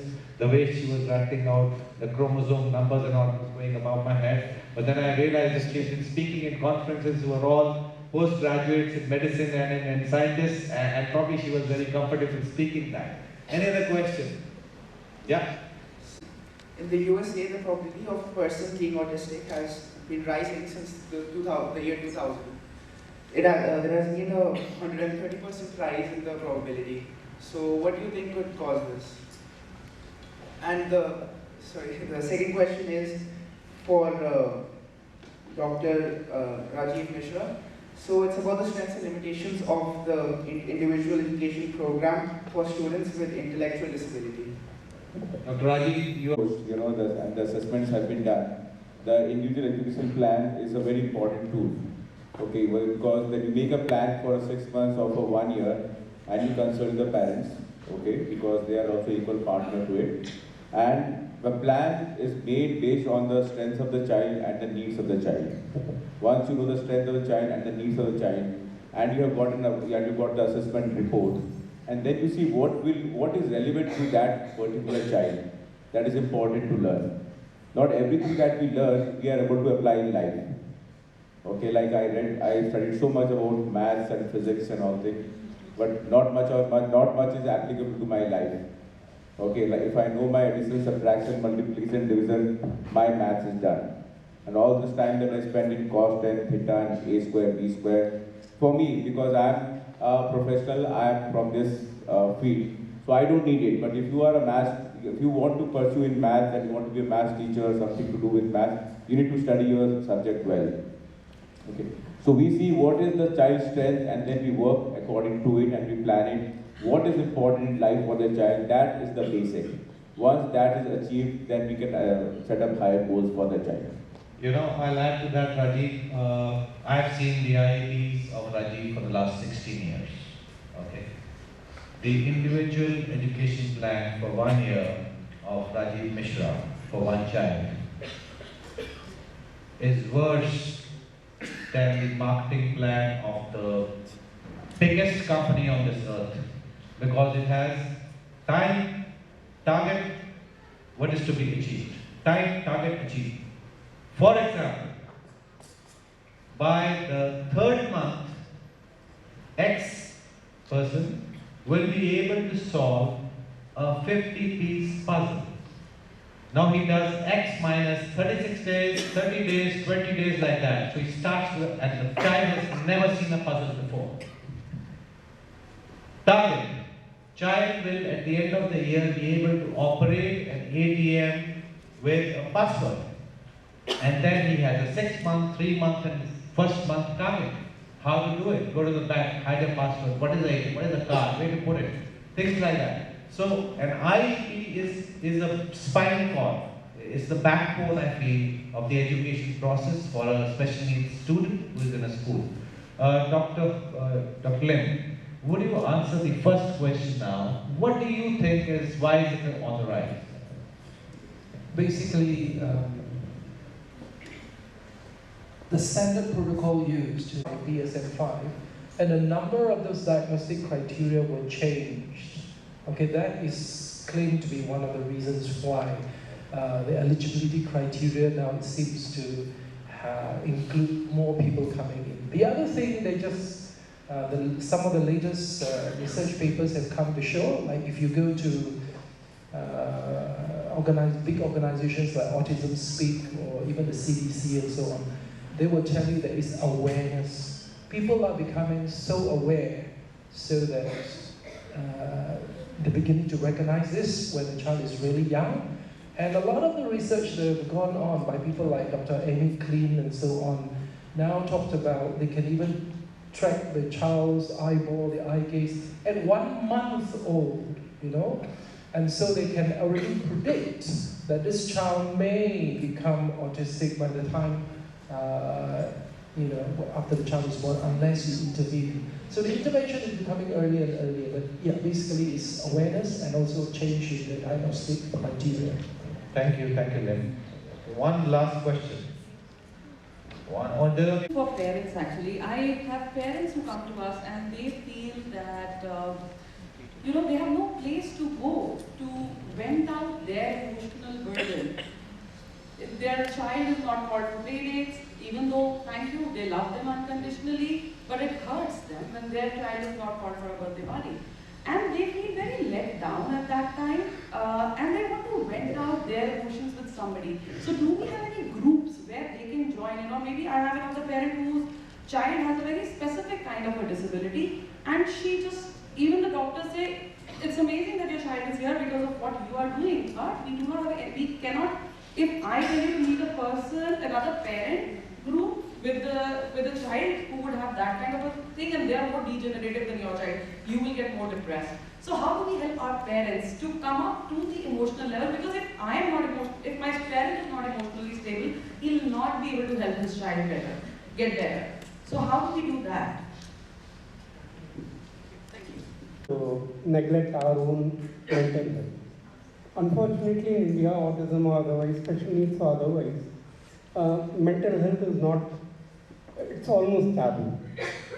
So the first thing is to consult a good psychologist or even a psychiatrist for antidepressant stuff, because whether we like it or not, there's a degree of social ostracization which happens, which even apparently is there, even in Malaysia, like we said, even relatives kind of back off.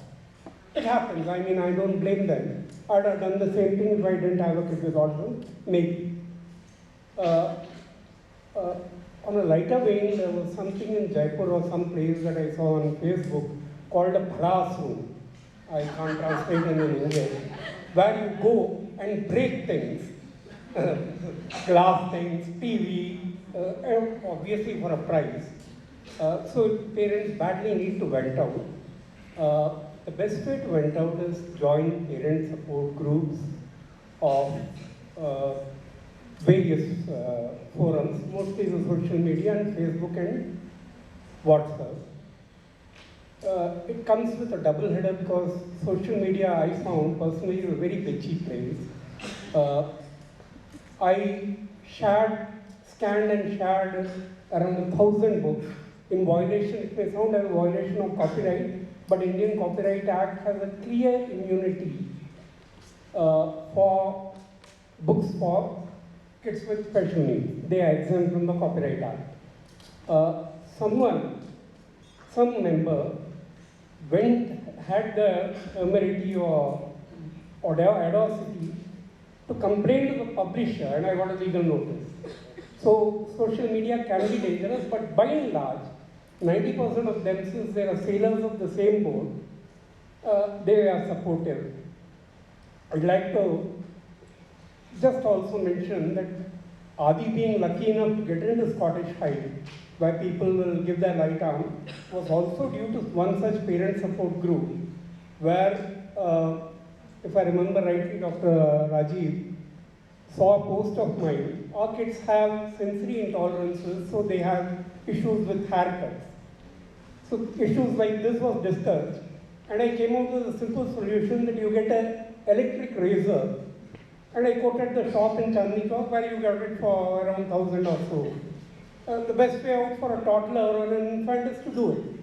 So Dr. Rajiv Mishra contacted me based on that post, and that's how we ended up in Scottish High, which was one of the major turning points of Adi's life so far.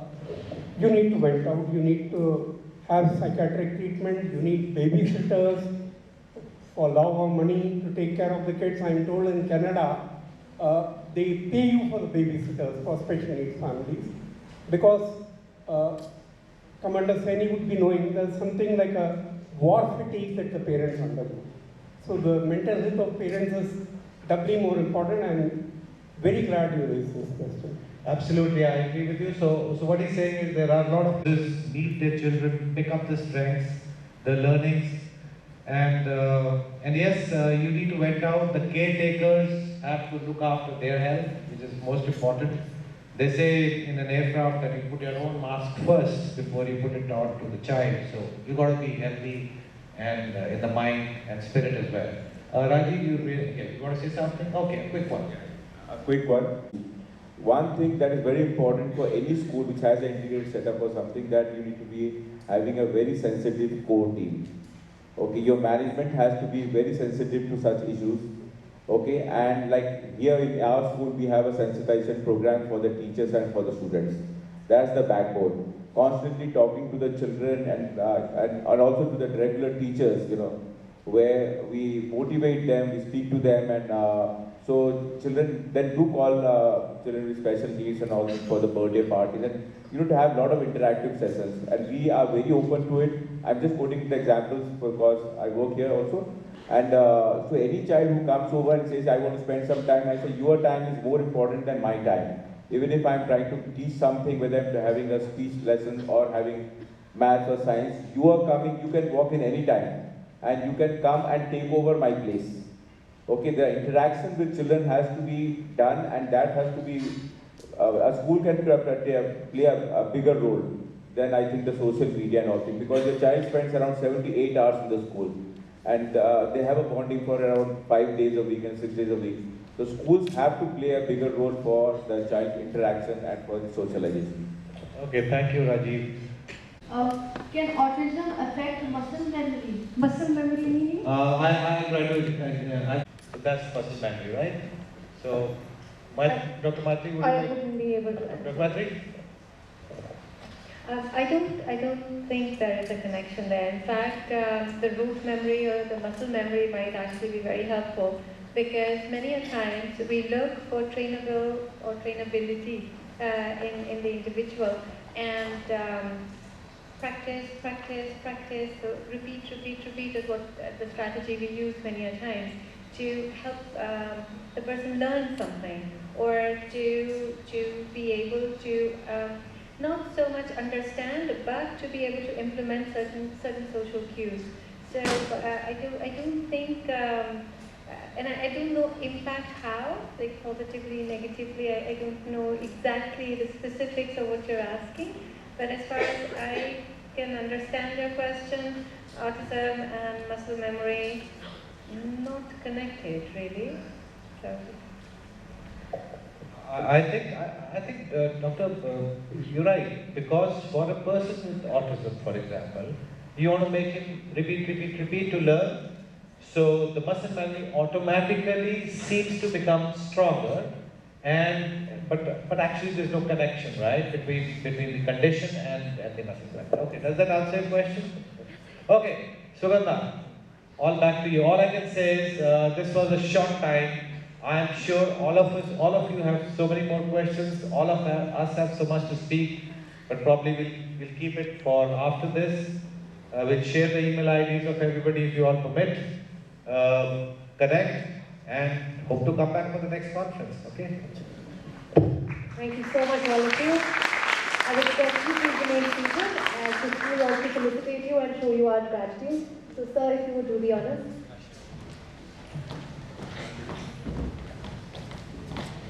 First is Dr. Hawk.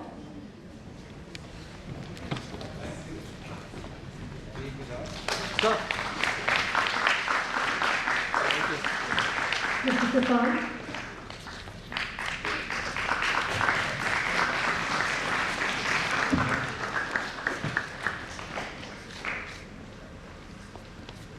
Ms. Jivka.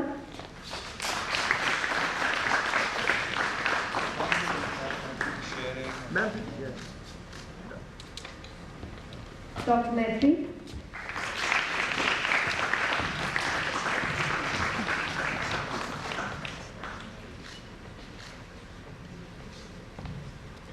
Mr. Swaminathan.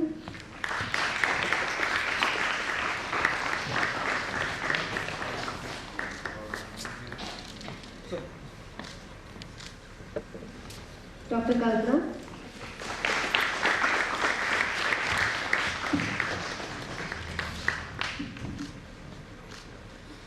And Dr. Rajiv.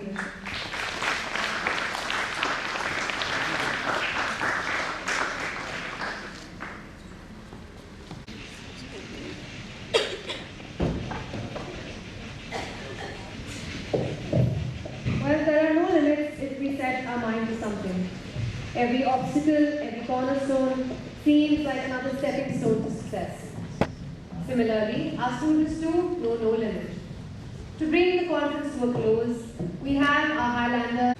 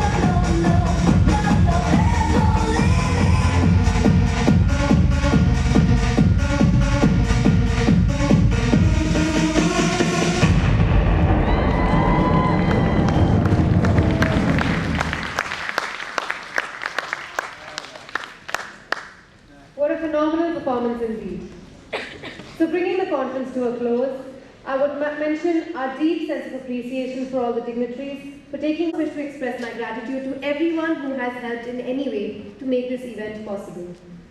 Please join us for high tea in the foyer. Thank you so much and have a great day ahead.